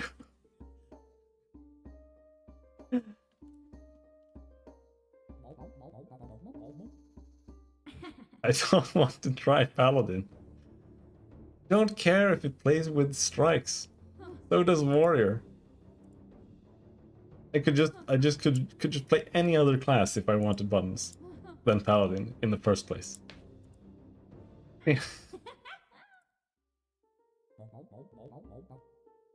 Don't want to play World of Warcraft. Holy shit. Get that banana.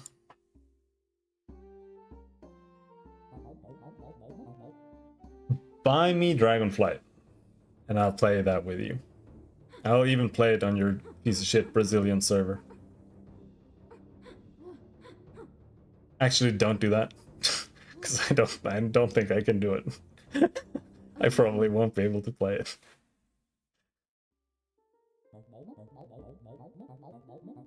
Do we go Hungry Blade again? Looks like it.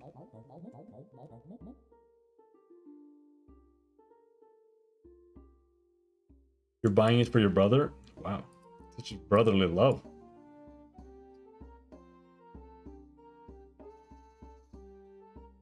Very unexpected. Hmm.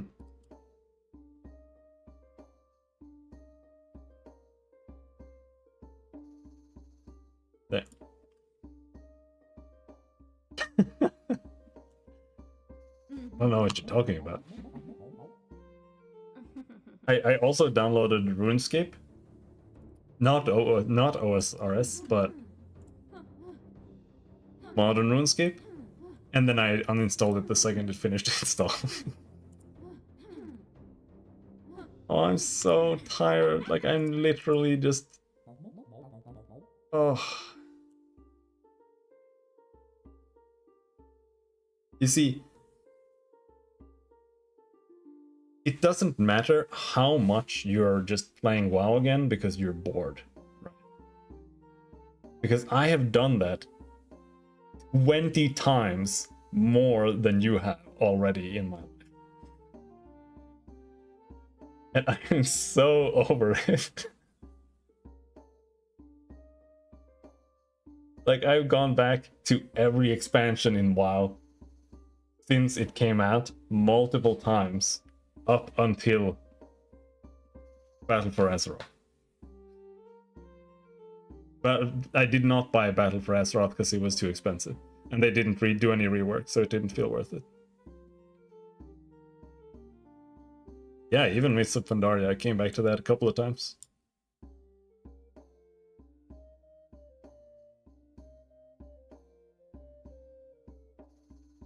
I have been there a million times.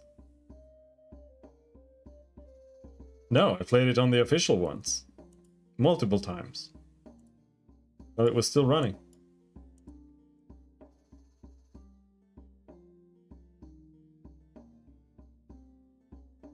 And I went back to Warlords of Draenor like 3 times.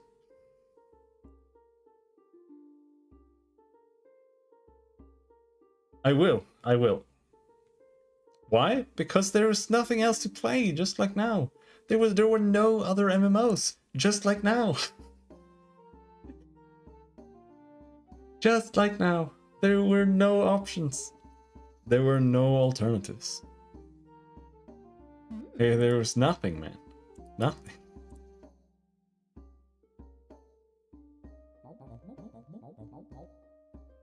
And yeah, you're right. But it still had like decent dungeon stuff. And that's like all I ever cared about in WoW. It was like, as long as the dungeon runs are alright, like that's... I can just level that way and that's just fine. That's how I can play the game. That's why I can't play Classic. So I fucking hate doing quests. It's the worst. It's literally the worst. Like if they released a private server that did not have any quests and they just increased the XP rate of like 10 times on just killing mobs, I would enjoy that game 10 million times more than I do Classic WoW. Because it's just about playing the game. Classic WoW is just about running. And I just can't do it. Like, maybe if I was hacking like you are, and just teleport to the quest givers every single time. Like then maybe it was playable. But like, I can't do it. It's just such terrible design. Like, it's so bad.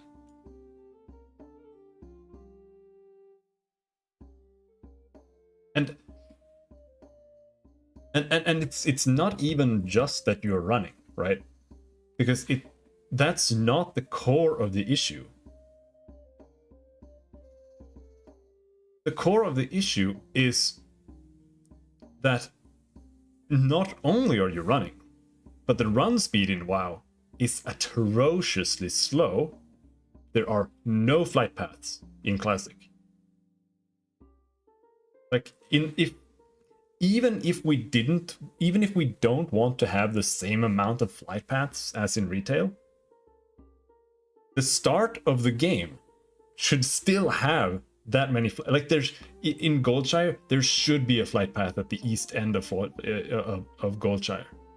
Like otherwise, the game, there should be a fucking flight path at the inn, because the game is just unplayable.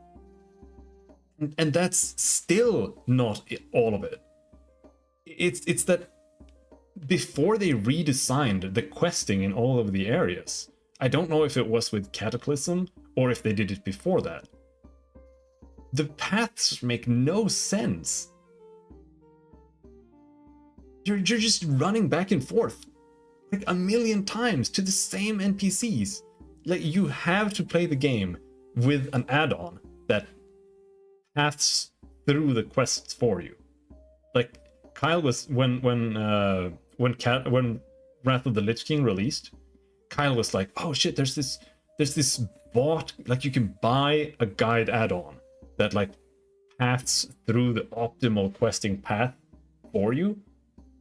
He was like playing with it just to show it off, and like that's literally the only way to do questing, unless you already know the optimal questing paths. I don't even know what it was called.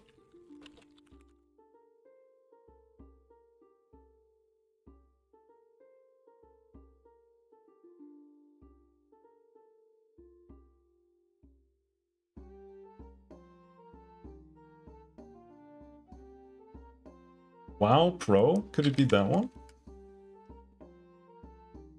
Will guides every guide? It could be. Yeah, I think it's this one. It like... Yeah, no, it's Cygor. That's the one. Yeah. It like calculates how far away you are from like leveling up and like how far it is to get to the quests and stuff, to see if it's even worth going there, and then all like automatically tells you where to go. Like it's just, I just want to blow my brains out just doing this questing shit. And before you came in here, I was already talking about why questing is bad, because it removes the gameplay from grinding mobs to running. Like that's what it does. It just straight up converts grinding to running. And it's just, it's not a good trade.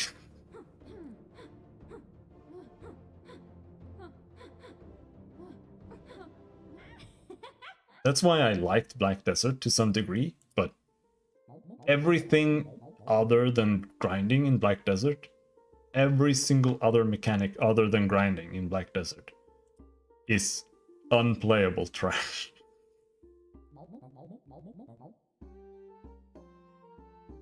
It's so bad. You can't even buy or sell things because they've got fixed prices on the market. So like you literally can't play the game. There's nothing to do. Like because they have fixed prices, right? There's no point in doing anything. Because the cost, time-wise and energy-wise, to make an item yourself is lower. No, it's always higher than just grinding silver and buying the item from the market. Because all items that are on the market are pressed down in price so much because of the fixed prices that everyone is just putting their, like, hand-me-down items there.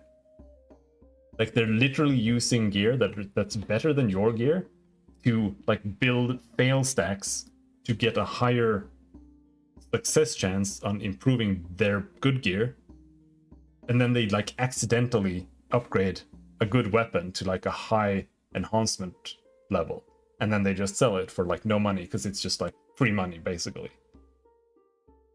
So there's no point in playing the game yourself other than just mindlessly grinding this one same spot for like a month and then you just go to the store and just buy your weapon.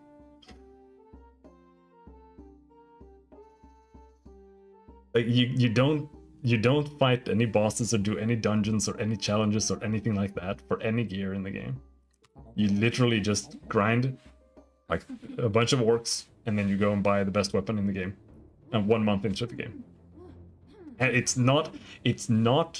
I'm not even facetious when I say the best weapon in the game. You straight up just go and buy the best weapon in the game after a month of grinding. And then you proceed to another grinding spot where you make 20% more money. And then you do the same thing again. They added, like, when I started playing it again, I asked the guy that I know who plays it, I asked him if they had added like dungeons and stuff, and what they, and he said yes. So I started playing, and when I finally got there after like doing 200 hours of main quest, is that yeah, they have added dungeons. One dungeon, and nobody does it. And then they also added an area that has bosses, right? But the bosses are normalized when it comes to gear. So there's no point in like gearing for the bosses. You just go and you just do the bosses.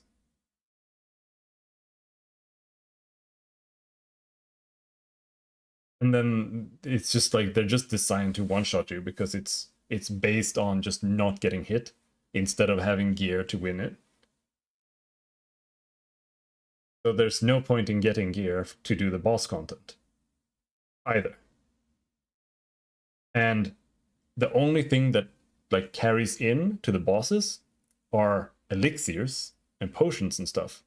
And you can have literally 30 potions up. So the only way to properly like push bosses is to just always have 20 elixirs.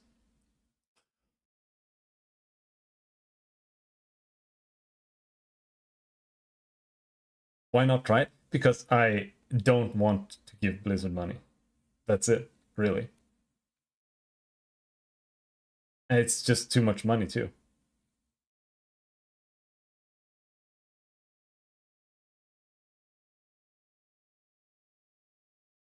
It's an absurd amount of money to play fucking Dragonflight.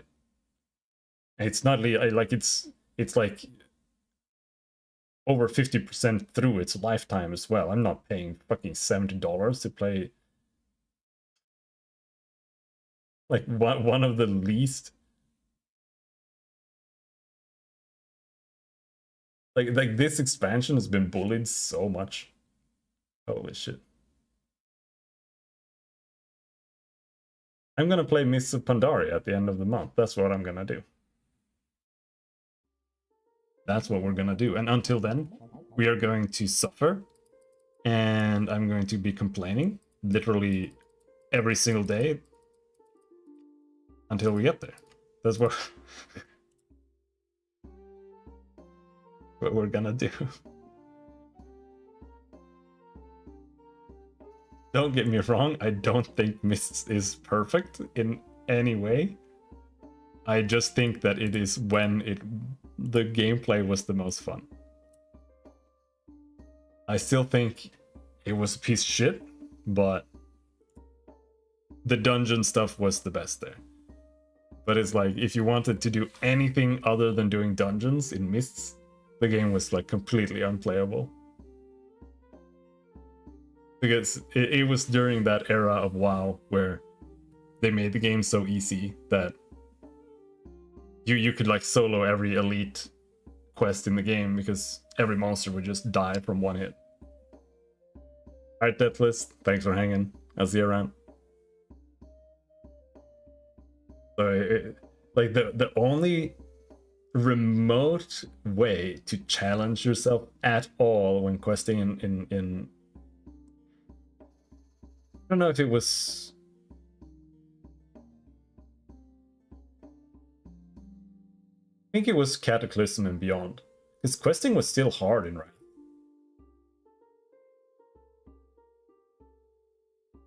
But like, I think Cataclysm and after, the game became so weird where, well, it was a twofold issue, right? Like, partially there was so much power creep in the game that you would just one-shot everything. But on top of that, at the time, everyone was just playing with leveling gear too. And the leveling gear was, it literally made you twice as powerful. So it was like two things on top of each other. And just not playing with the heirloom gear, you felt like you were punishing yourself just to make like questing tolerable. And even the dungeons were busted because of the dungeon gear, or with the leveling gear, because nothing mattered. Like you could just kill everything without any problems at all. You didn't have to think whatsoever. I think the leveling gear was one of the worst things that they ever added to WoW, to be perfectly honest. Like, out of all the mechanics I can think of, I think leveling gear might be the worst.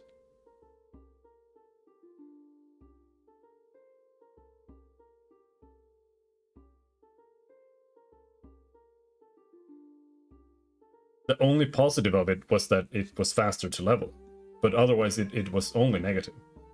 Because it made dungeons boring, because every piece of gear was meaningless. It made everybody super stressed in every dungeon because they knew that like they could just destroy it. So like every single hunter was just like constantly pulling every single thing. But if there was someone who didn't have leveling gear, then it could still be fucked. So it was like super annoying, and it was just not very fun to play because like as a tank, the most annoying thing is when you have like somebody who is running ahead of you all the time, because it fucks up all the pulls. It just makes you super stressed. It's just not fun to play with people like that. And everybody became like that once leveling gear came in. I mean, I'm fast. Like, I'm honestly like one of the fastest tanks for leveling dungeons that you can find. But there's always like a hunter that's faster still, because he doesn't give a shit. He doesn't have to like take literally 1 second to pause and look at like the healer's health bar or mana bar or whatever. And he just turns on his speed boost aspects or whatever and just runs ahead. Or like a fucking mage that blinks off and just pulls everything. It was actually pretty fun to tank as Demon Hunter, because you could just zoom so fucking much.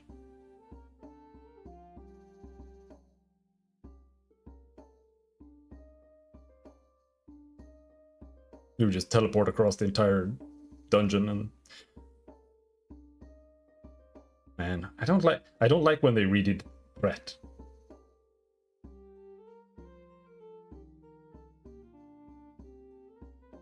Tanking is really boring in all MMOs now. I actually like the way it was before, when you actually had to play the game a bit to hold threat. But you don't have to do that in any of the games now. Final Fantasy XIV too. It was not that hard in the beginning to hold threat in Final Fantasy XIV, but nobody could do it. It's insane. They just removed tanking.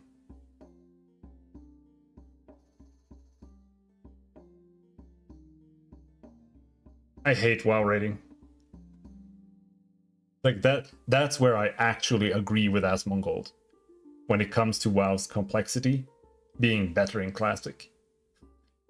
Like, Ragnaros level raids are better than everything in Modern WoW.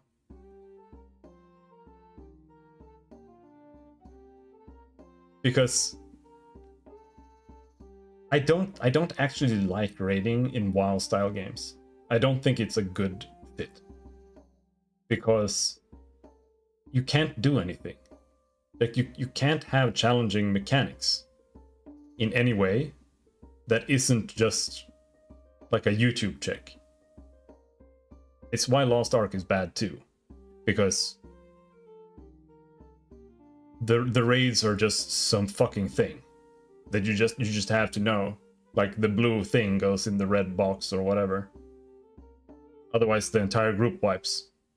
And then it's impossible to play with randoms because somebody didn't watch the YouTube video. Because it has nothing to do with skill or like seeing what's going on or anything. It's just, you just have to know.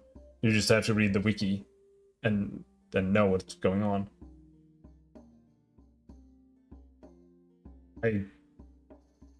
I just can't abide that kind of design. Like literally just having pizza slices on the ground is better than any WoW design when it comes to raiding. Like just put pizza slices on the ground and people walk out of them. Like that's better than having like vampire debuffs that you have to spread around the entire raid. Otherwise the wide raid, right, like it's... Yeah, it is unengaging as shit, but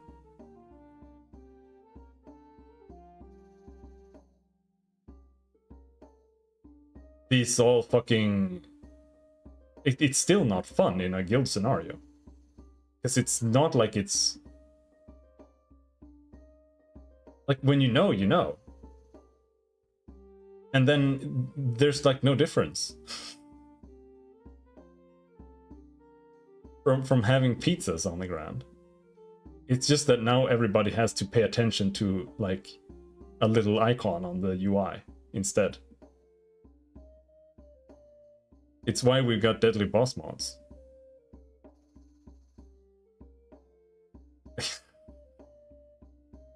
I don't know. It's why I kind of like... I kind of like Guild Wars 2 dungeons better. I wish Endgame was more like that. But it's a bit more skill-based. Like actually using the dodge button to dodge things and such.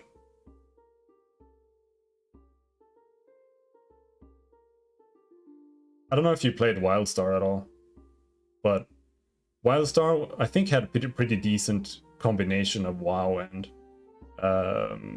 Guild Wars when it came to encounters. Because it had a dodge button, right?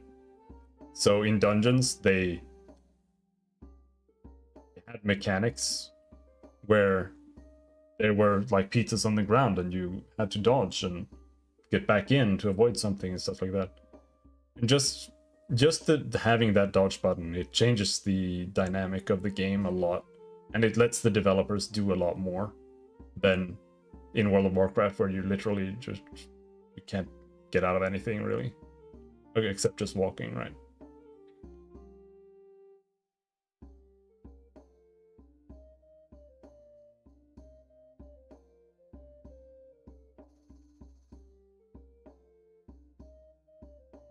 WildStar wasn't good, but...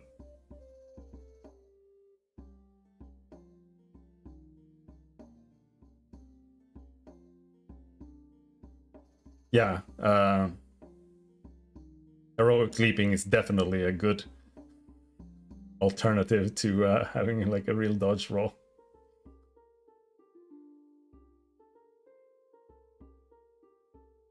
No, that's... like, WoW raid design is just too much dog shit.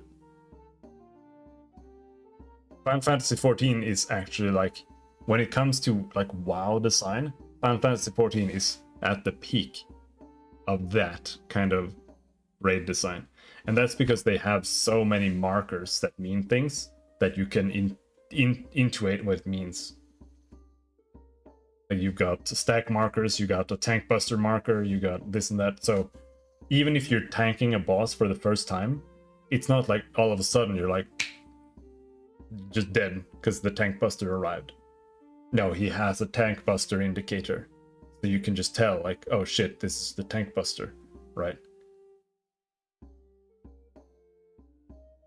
And then they have quite a lot of those things and combine it in different ways. But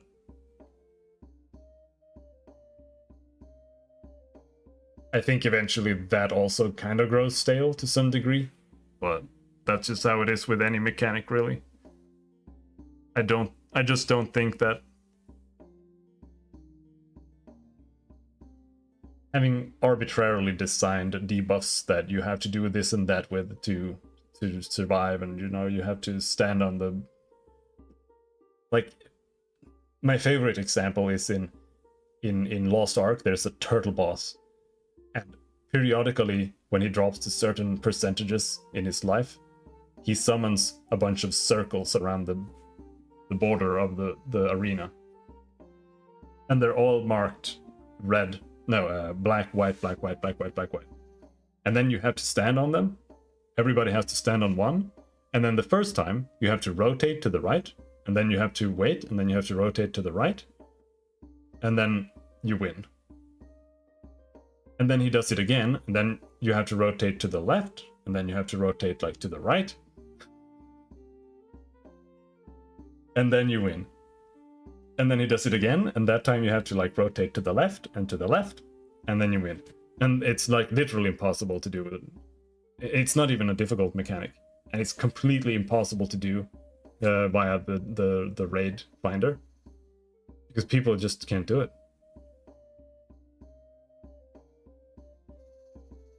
So you basically have to find a progression guild to be able to play the game like casually. It's just dog shit. And if you find a progression guild, it's not an interesting mechanic because it's brain dead. It's just that people don't understand like the details of it. Like one guy didn't understand, and then you just die. It's just, that's just not how it should be.